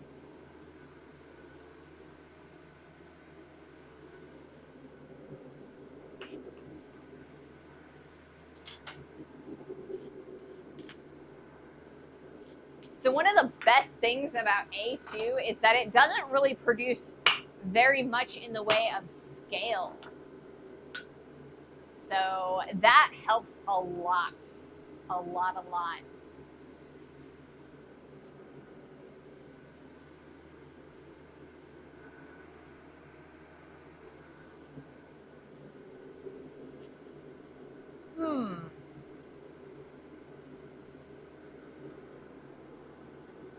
It's pretty warm today. I've got it's in the 80s today, so I was hoping that we would be down in the 70s for the rest of the fall. But I mean, I feel like that's wishful thinking. There is no, there's no fall that I have ever experienced in this area that was like cool, or that cooled down in August and didn't heat up again at some point.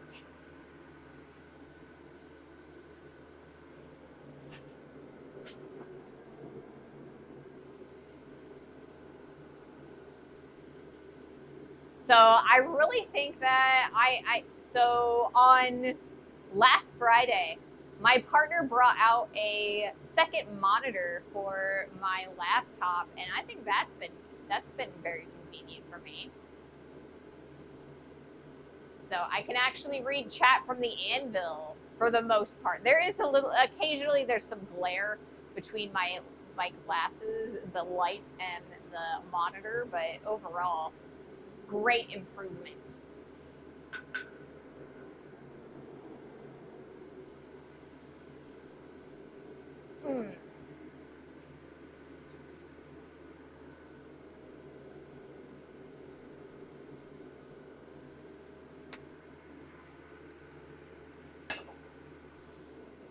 Let's see.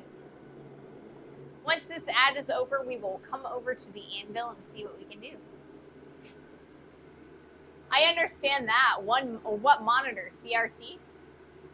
When you need 2 hands to drink. I know! It's so big. The water bottle, it's huge. I am old, I know.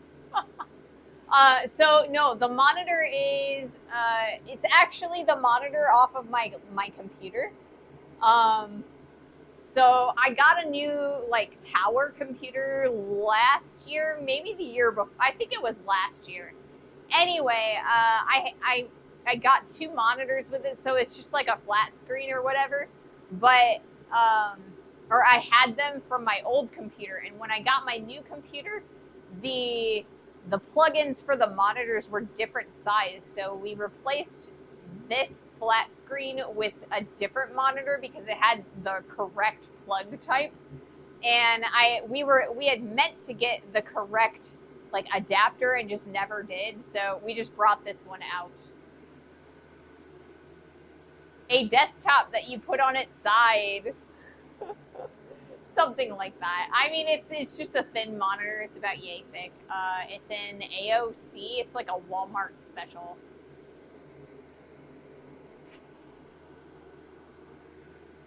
So no HDMI. Well, that monitor is an HDMI monitor, and the other one has, or my new tower has I think it has a mini HDMI or something like that.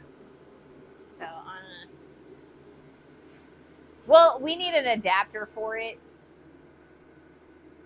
I'm gonna do another heat. Let's see if I can do this. Can I pick this out? Maybe.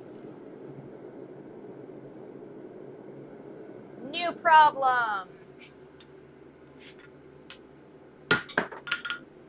Woo! I set my, well, these are not adequate. Not at all. I can barely close them. All right.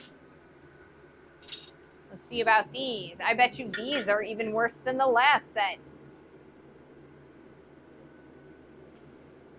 Yep. All right, so not those and not those.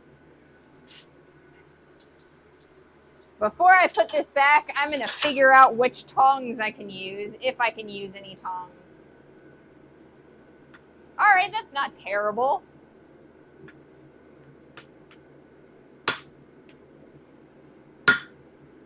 Not the best, but definitely not the worst. All right, we're going to grab more heat, and I'm going to use these tongs.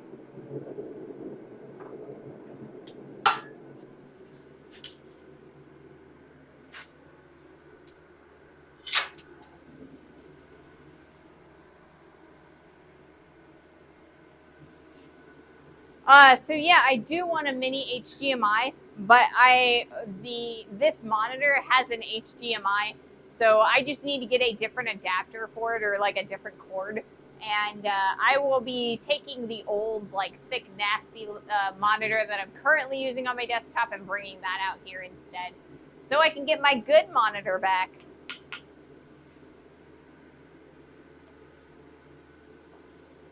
So part of the reason that I'm using 2 hands with this thing is not that I can't just hold it with one hand or whatever, but I sprained my thumb a couple weeks ago, and I'm trying to ease off the pressure on it.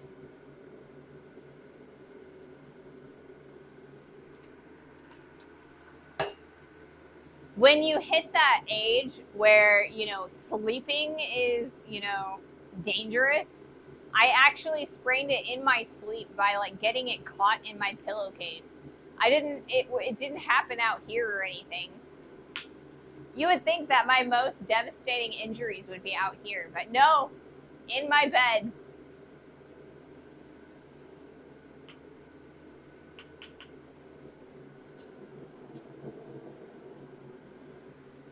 Ow. So, it looks like the propane tank seems to be holding up pretty well overall. So I'm pretty excited about that. I didn't really want to change propane tanks, but I couldn't remember how long or how many streams we've used this one. So I bought a new propane tank in preparation for losing this one or using it all up.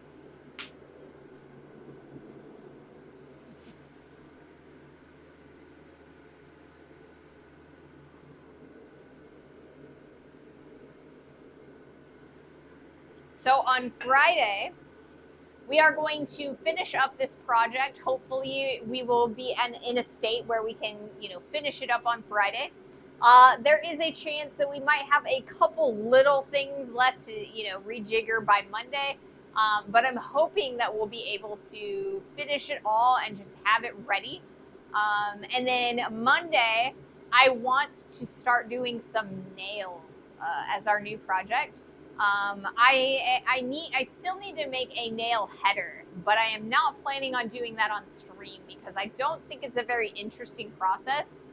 What I'm gonna do is I'm gonna take a piece of 1/4-inch sheet, some maybe a 1/2 inch, depending on what I happen to have in the scrap, and then we are going to kind of cut out a shape with like a little handle and drill a hole in it with the drill press.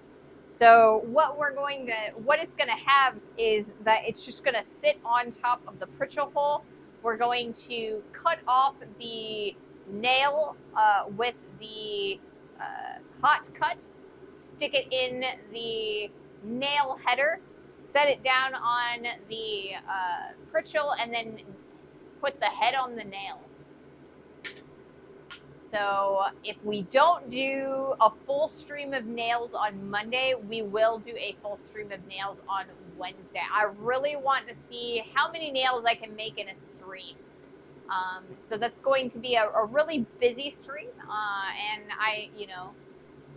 I'm going to see how many I can get done in 2.5 hours with a timer. You guys can be like, when are you going to be able to do them all in one heat? Coffin nails. Yeah, that's basically what we're going to do. We're going to do square nails with like a header. And the goal is actually to replace all of the nails up here with hand forged nails. These guys are like roofing nails for putting shingles on the house. I just happen to have a whole bunch of them. They have really wide heads, and so it makes it really ideal for hanging up all of my pieces. But I want to change those so that they are hand forged. It's kind of cheating to be using, you know, manufactured nails in a blacksmith shop, I think. All right, we're gonna try this. So yes, like I said, the goal is to replace them all.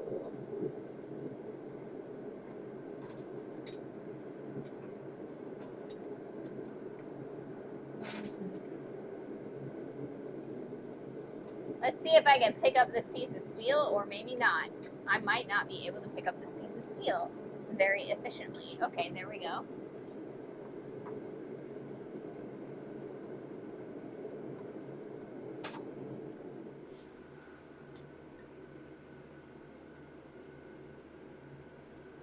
Kind of a little on the cold side already. Probably not a good thing. I don't think I waited long enough. Let's try it anyway. Goodness gracious! I need better tongs.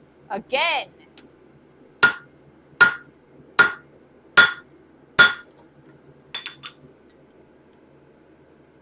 Always new tongs. All right, we're gonna go back in the heat because everything's really bouncy, and I'm gonna wait a little bit longer. Wait, before I do that, let's see how close I am. Super duper close.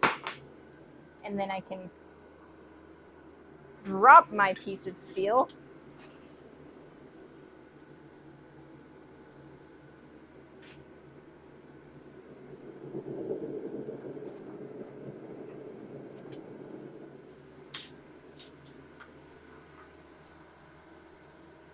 I live near a railroad, so if you walk along, you can get free railroad spikes.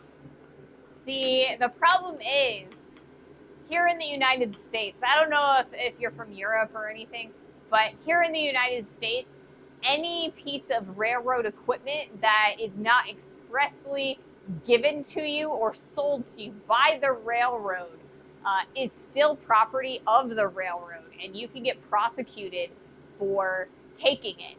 So you want to make sure that you have vetted all of your pieces of railroad accoutrements like track or like the little clamps. Those make really good high carbon steel for like little knives and things. Also railroad spikes.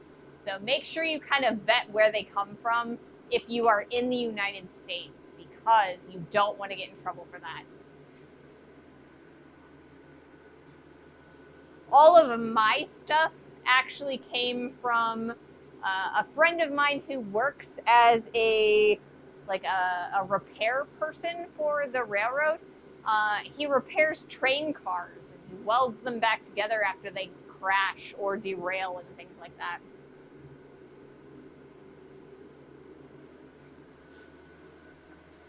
That is so interesting. You can find so many spikes along the defunct tracks that have been converted into rail trains.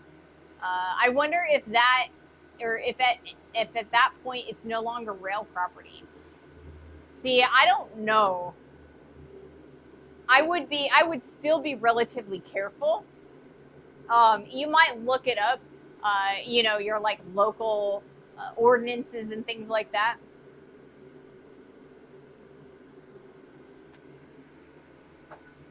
But I mean, the U.S. government, back when they were first putting in the railroads, like the tracks and stuff, gave the railroad companies like a lot of leeway. So yeah, they own all of that property. They own everything that the tracks, the ties, all of that. I sure will. I am a member of the Rails to Trails Conservancy, and I'm sure someone there could tell you. I'm sure they could. Yeah. Um, but I always try to warn people that you just can't take things off the side of the road, specifically railroad stuff. I mean, I have considered, collecting road trash, like pieces of recycled steel off the side of the road. Because I mean, once it's there, then it becomes garbage. But with railroad stuff, it's not like that. It's not like the roads.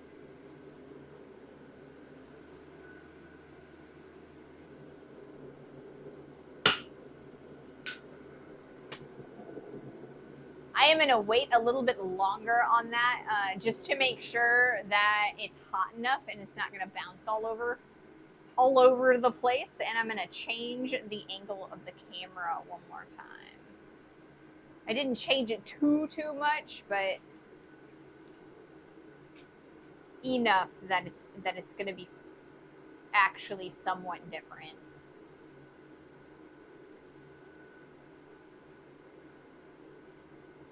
All right, cool. Nope. Back. I don't want to format my card. I want to hit record. And then I also want to cut this clip. Whee! As I trip over my light tripod. Goodness gracious. What time is it? Oh, we are almost at the 2 hour mark, so we have not made much progress today. I've been kind of screwing around a little bit, um, you know, not really making a lot of progress. We're going to see if we can't change that in this last half hour, make a little bit more progress.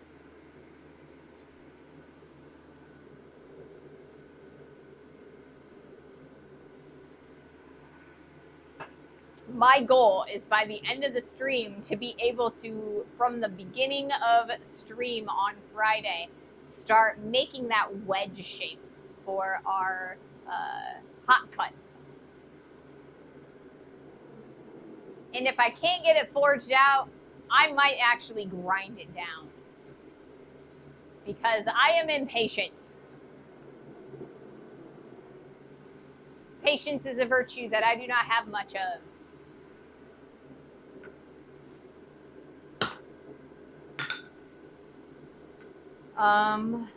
Let's see. I don't know. It is super warm in here today. I am pretty glad that I have my fan. It's not nearly as bad as it has been over the past few, months.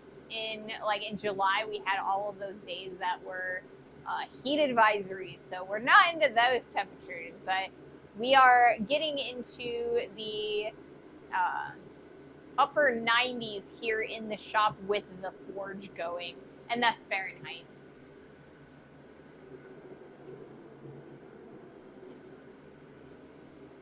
One of these days, I'm gonna memorize the conversions for between metric and standard, because I have so many people who watch from Europe and all over the rest of the world that I think it is important for me to be able to tell you guys what the metric measurements are. Besides, they're so much easier to use in general.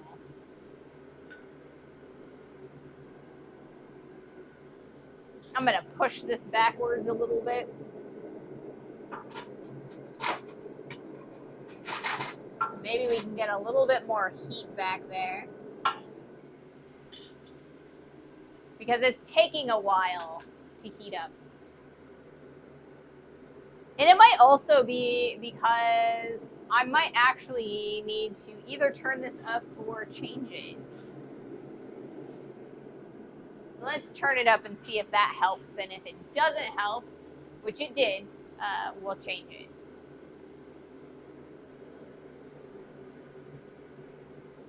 All the excitingness, guys.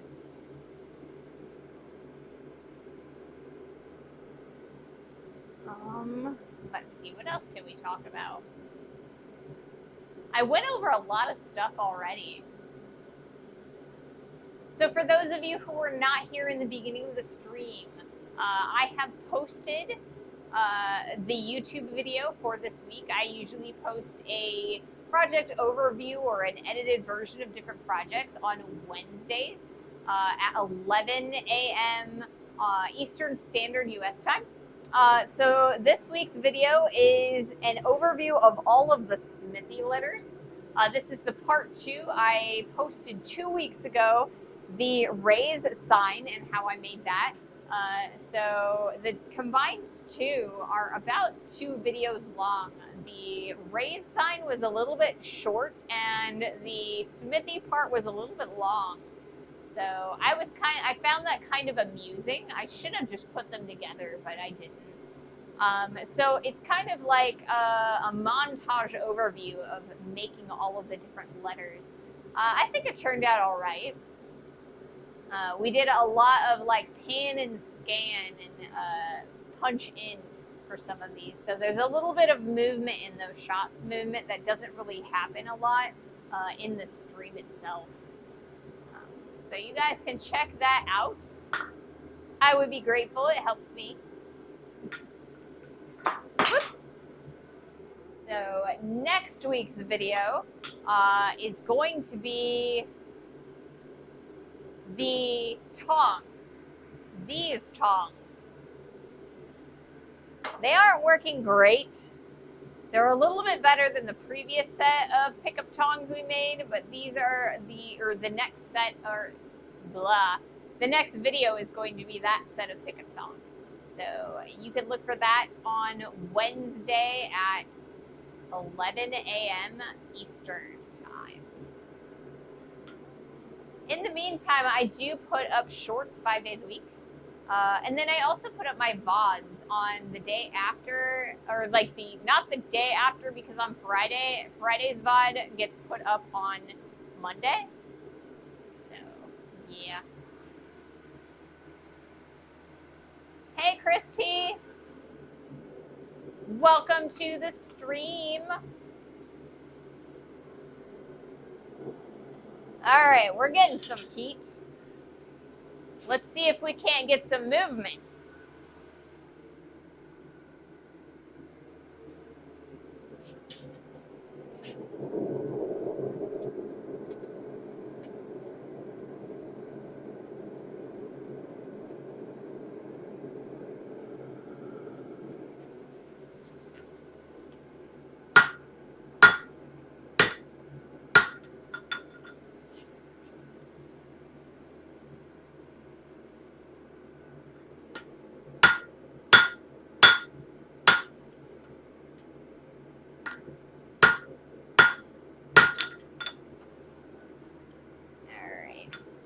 Will you fit yet? Well, that direction fits, but that one does not. So we will have to take a look at that, and we'll work on this side for our next heat, I think. Yeah, look at that. It's starting to fit.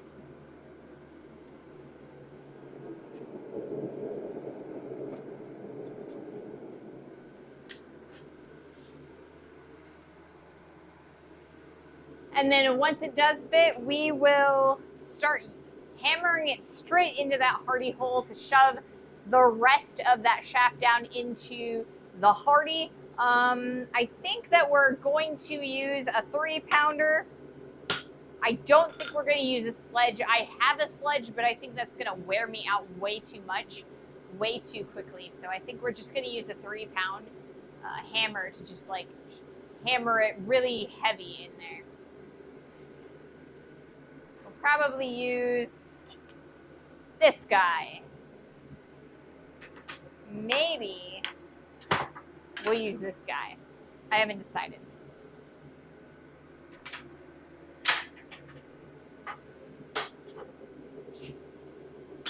So yeah, soon we'll get that far.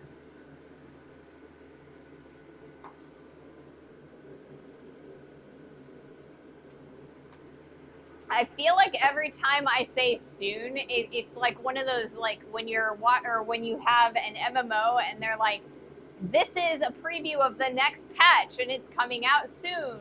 And it's like they take out different features from the patch and they say, well, that's going to happen soon, but not this patch. And then that soon just becomes longer and longer. I feel like that is what it sounds like when I say I'm going to be doing or getting to the next step soon. So I apologize for that. I try not to be that way, but I never know how many heats it's going to take me for this stuff.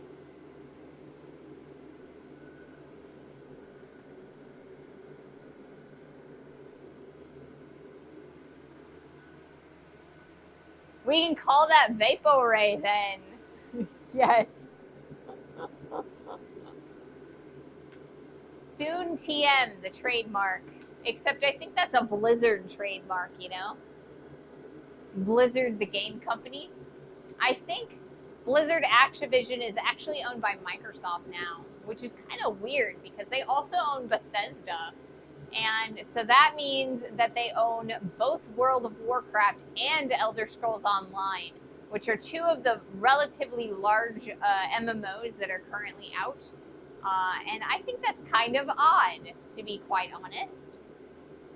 Competing MMOs.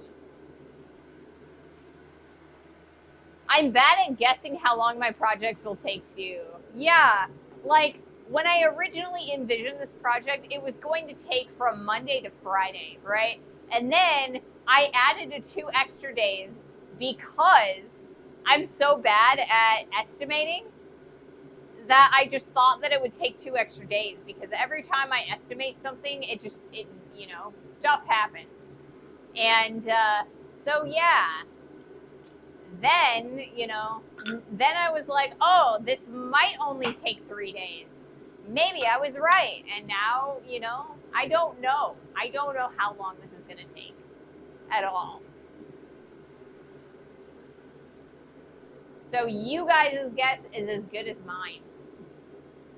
So we are going to be on an ad break here shortly. And so after that ad break, I will start my next heat. Not the first time that through acquisitions and mergers, 2 competing products end up being owned by the same company. Yeah, I mean, that is often how things work. But I usually see, like, when that happens, one of the companies gobbles up the other, or like one of the IPs ends up gobbling up the other one. But not always. I mean, when Signet bought Jared and Zales and K's, they're all distinctive properties. Also, Pandora is owned by Signet, and all 4 of those properties are separate stores in the mall. So it doesn't always happen the way I imagine it would.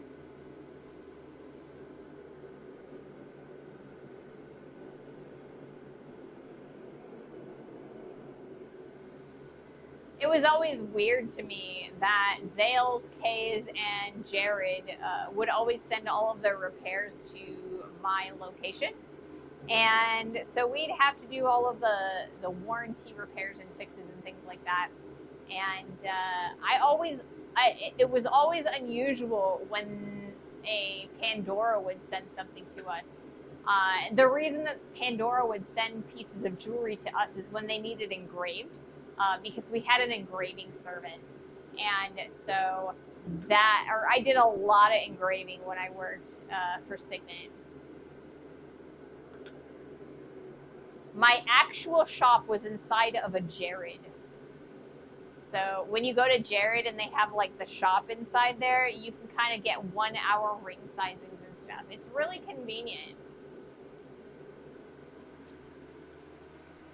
Is there only one repair shop for them? So there are repair shops across the country, but each repair shop does like an entire area's worth of repairs. So my shop, while I worked there, we actually took in repairs from like 10 to 15 shops, because we started off with like 5 shops, or like 5 locations, and we ended up eating up more of those locations because I was really fast, and in order to keep me busy, they had to take in more stores. Also, we had another shop that was on the other side of the river close, or like a location, and so we had to take on their shops as well. So yes, we do. Each Jared location or Signet repair shop takes jobs in from multiple different jewelry stores.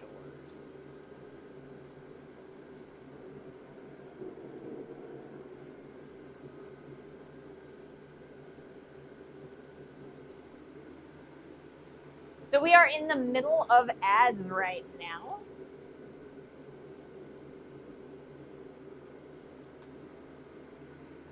So in about a minute and a half, we'll do our next heat.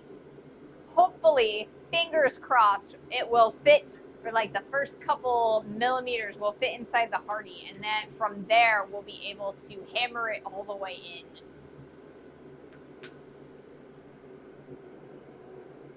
I feel like every time I do a Hardy tool, I have to be very careful how I describe what I am doing and each different step, because it could very, very easily sound a little bit iffy. The competition must have been outraged, yes. outraged.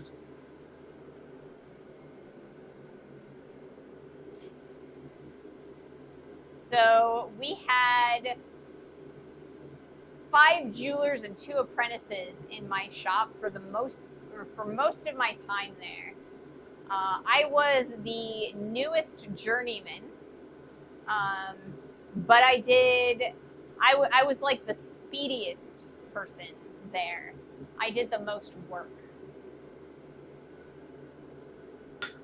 But part of the reason that I did the most work is the fact that most of the work that I did was really easy jobs. So I did a lot of sizings, I did a lot of chain repairs, I did a lot of reshankings and soldering rings together and things like that. So those are relatively easy jobs. I didn't have to do like the really hard jobs. So I did end up doing a lot of the work, but I didn't have to do the really difficult work. All right, we're gonna do another heat. Ouch.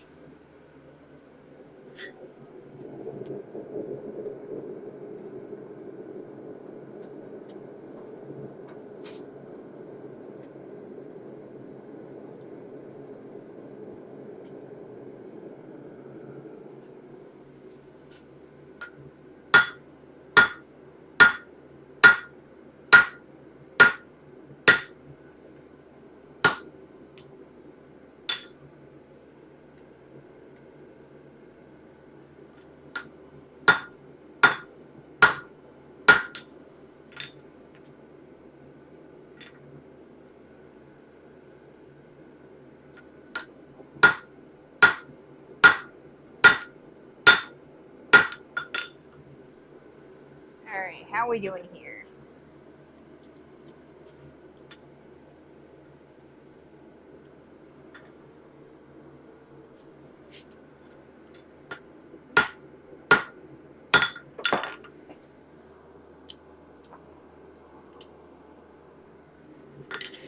Ah, throwing hot metal around.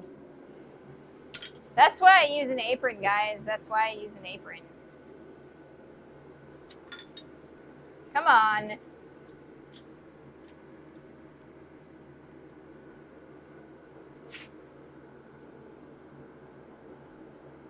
All right, now I think we are definitely at a point where we just need to get rid of the corners. So that's going to be our next heat, and then from there, we should be able to start hammering it into the pritchable.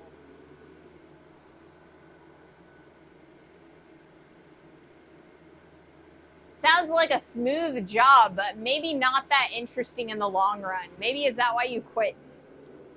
Part of the reason why I quit is that I never got my schedules. So, my schedules, I was supposed to have them for like, the beginning of, or by Wednesday for the next week. I never got my schedules until the Tuesday of the week that the schedule was for. It was ridiculously hard to plan anything. And, also they kind of did a freeze on pay increases, and I was ready to get promoted again, and they couldn't promote me because of that pay freeze. So it was a lot of different factors. Also, we had just bought this house, and we were trying to sell our old house, but it needed a few things done to it. So when I left that particular job, I did blacksmithing, and then I did all of the repairs on the other house, and kind of juggled both. And that was kind of my job for a while. So it was a combination of a lot of different things. It's not that I didn't like the job, it's just that it wasn't feasible for me anymore.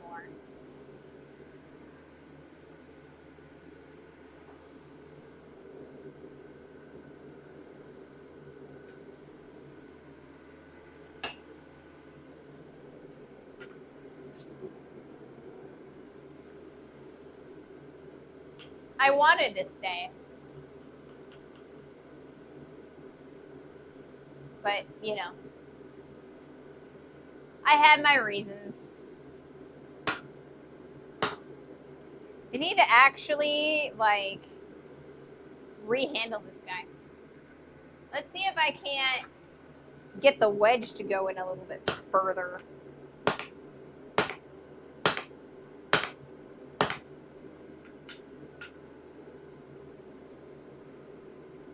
See if that helped any.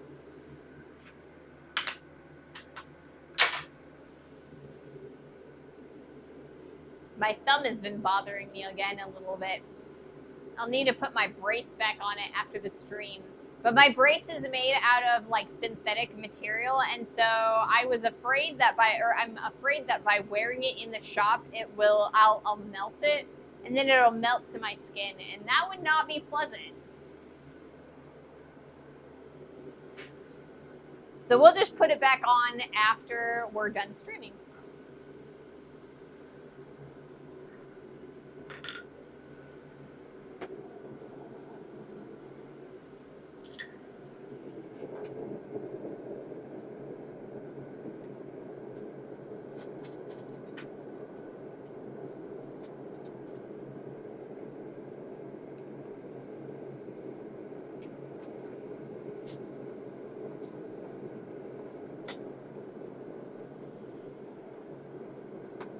Trying to make it a little bit easier for me to get the steel out of there, also to get it hot.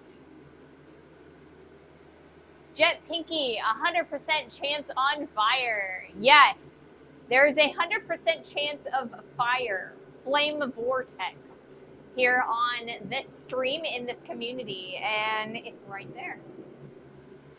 It's a fire tornado inside of that brick oven.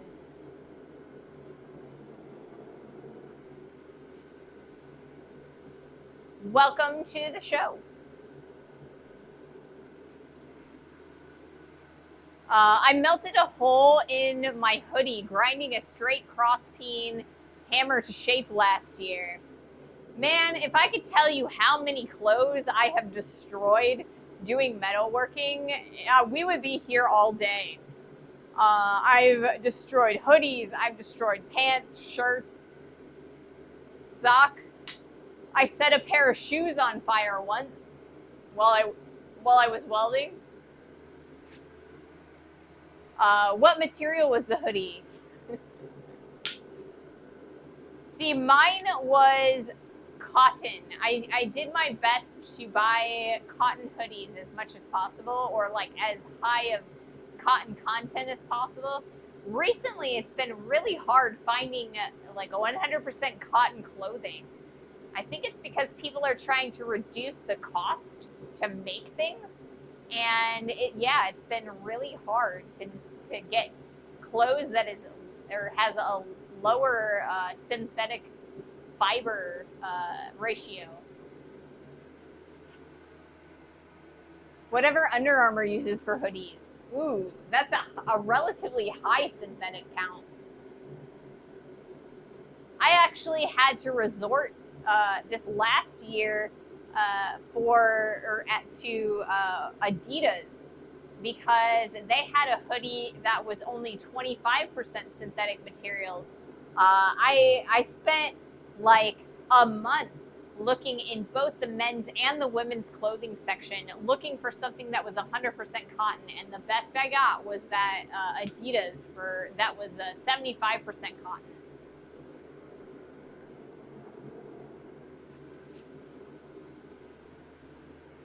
All right, let's see if we can't get these corners off and put the piece inside the hardy.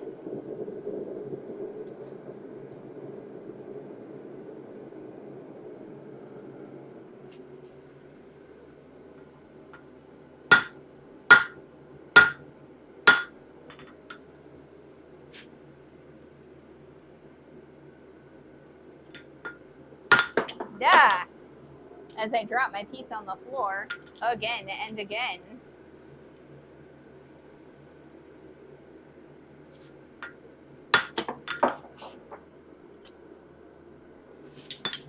Goodness gracious. All right, what do we got?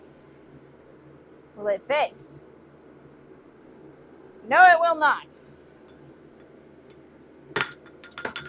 All right, fine. You're being bouncy for no reason. All right, so I am going to put this back in the heat.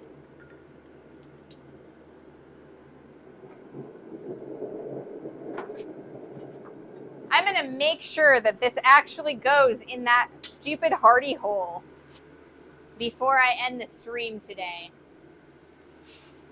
And then from there, what we're going to do is we'll probably end the stream. We'll do all of our major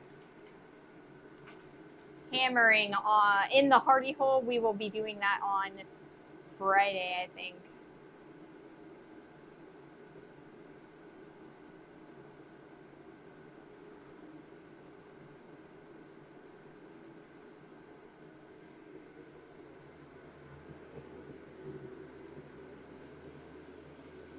Oh, you guys can see the camera. Huh. Whoops. Maybe we'll put it back here, then maybe you guys won't be able to see it as much. But that also means I need to refocus. There we go. That's better. Oops. Much more better.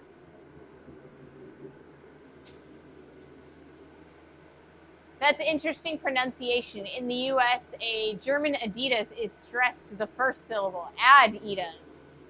Oh, okay. I don't know that I ever really, I mean, I guess I have heard of Adidas, like, pronounced in England, or, like, in the US. But that, it's always been Adidas. So, I don't know. There's probably a correct pronunciation. Maybe it is Adidas. Oh, rather Adidas. Puma, yes, Puma. I think Adidas makes Puma as well.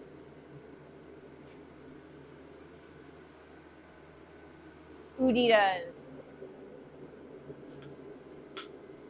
I don't know. Like I said, I looked at a lot of different brands to make sure that I was getting the highest cotton count possible, men's and women's, and that was the highest I could find.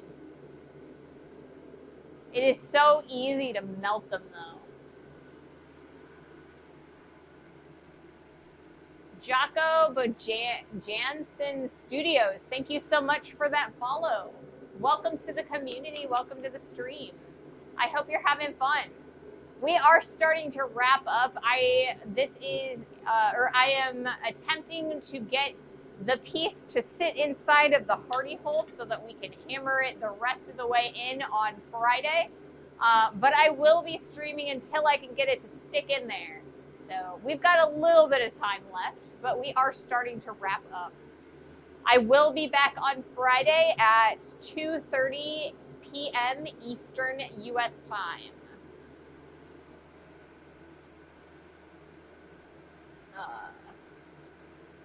Hello, no worries. Love blacksmithing. I actually make knife scales of all kinds. Ooh. Addy Dossier made Adidas. His brother made Puma. Oh, okay. I get it. An A in German is almost always pronounced like in farm, not like ads or hate. Oh, ah. So the soft A. All right. I am going to do another heat. You guys are very good at informing me of different pronunciations of different words.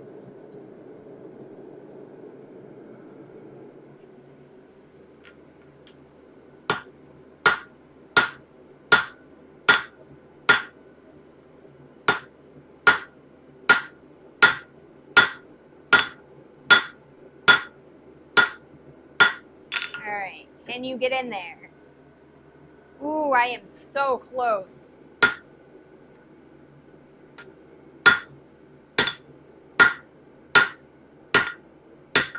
So close to fitting in there. Will it fit in different directions? Well, that did not help me.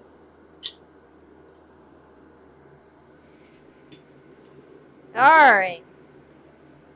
1 or 2 more heats. I'm sure of it this time.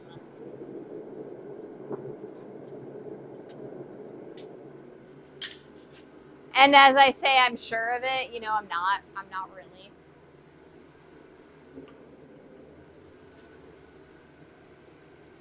Do you crack open ores? I do not. I actually, this particular piece of steel came off of this bar right here. I bought this bar, like, I don't know, probably a decade ago. And it is A2, which is an air hardening steel. It is a tool steel that is often used for things like jackhammer bits and really, really hard working tools. And yeah, Stardew. I mean, yeah, there are a lot of video games where you do start with ore. Like World of Warcraft, when you are a miner, you have to smelt the steel or like the metal before the blacksmith can use it. There's a lot of MMOs and video games that you do start from ore, but I do not start from ore here. Minecraft, yes. Minecraft. I've never actually played Minecraft. I feel like maybe I'm missing out on something, you know?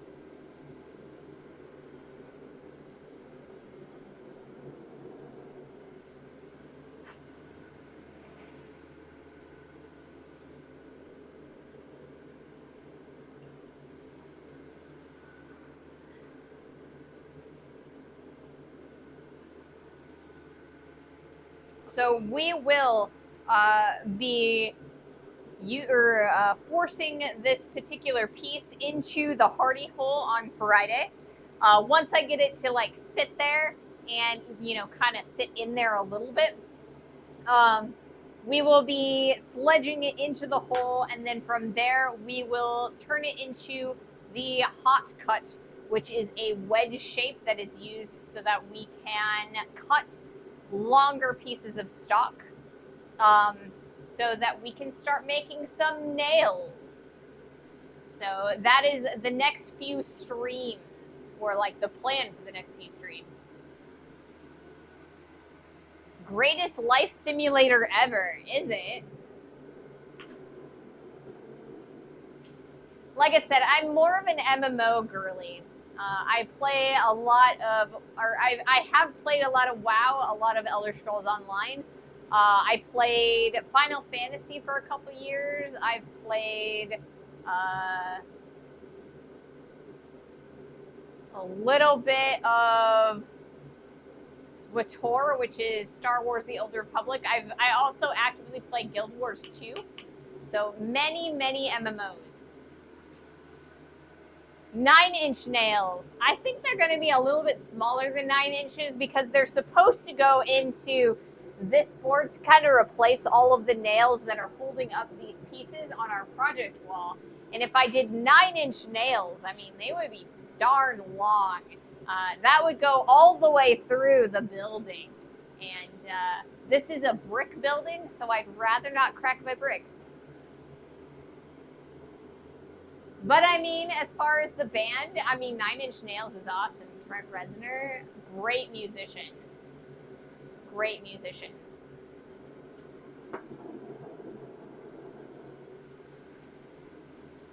All right, another heat. You can stretch a railroad spike out to 9 inches. You can. Relatively easily.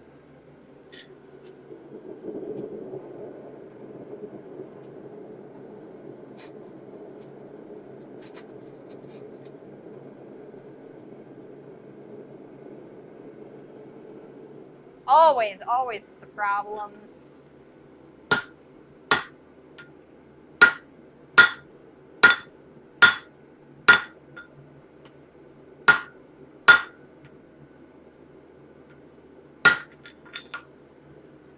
Getting the steel out of the forge.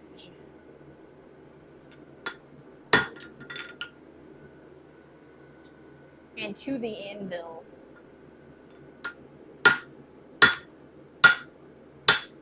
Alright, let's see. How are we doing now? Can we get it in there?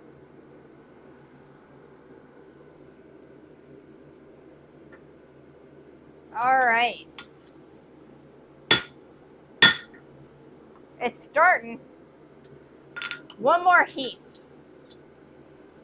We're going to put this guy back in the forge one more time. We're going to bring it out and we're going to hammer it into this party because we have gotten it to the point where it is starting.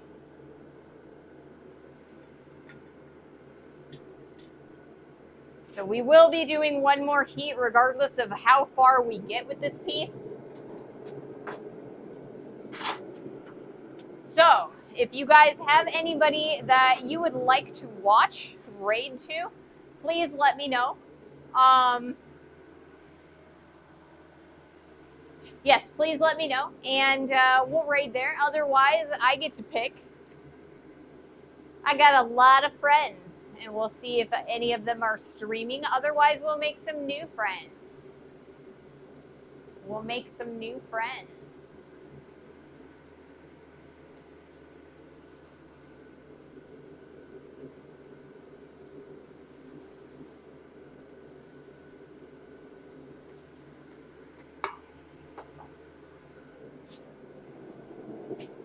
Alrighty, let's check my clips one more time. Make sure, whoops, as I trip over my camera.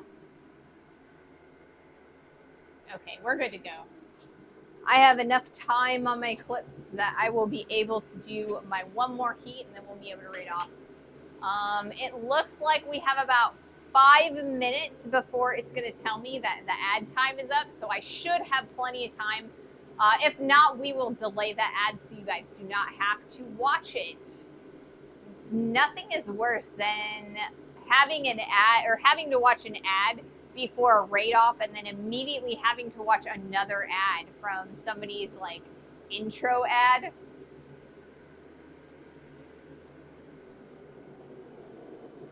So I'm going to do my very best to delay our next ad if it pops up.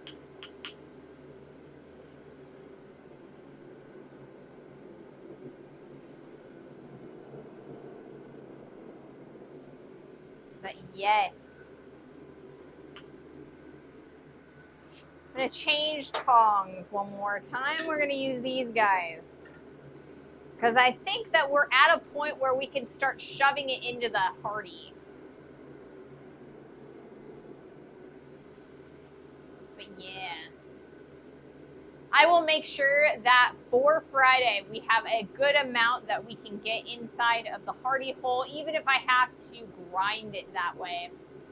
I have a bench grinder that, you know, is itching to be used.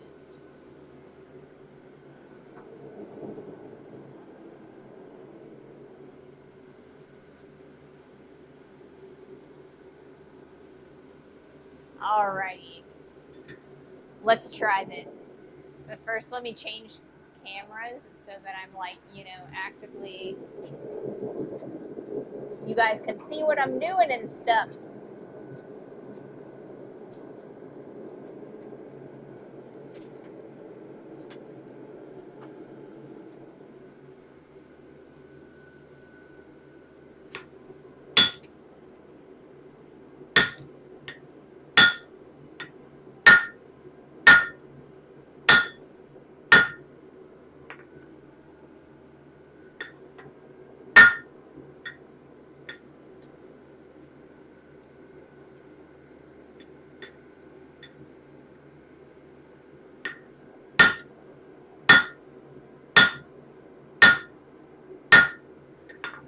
Alright, we're in there. At least in there a little bit.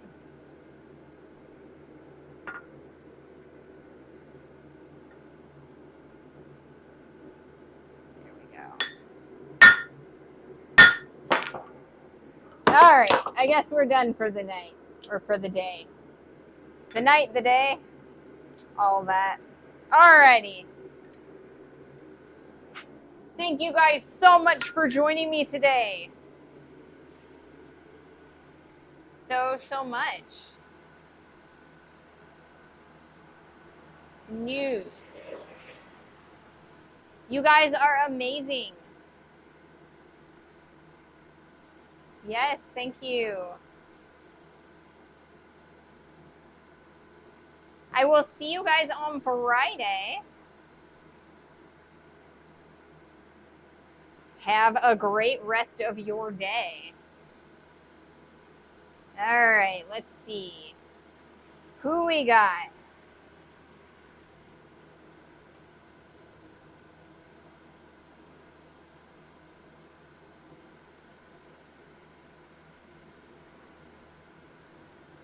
Lots of people today.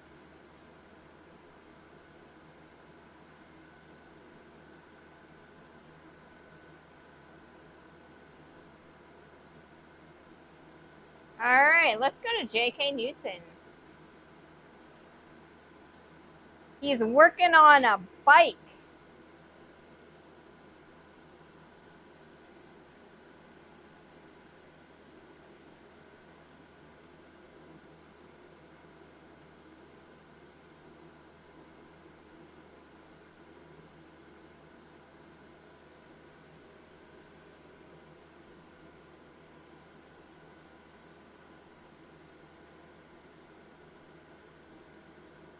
Thank you guys. See you next time.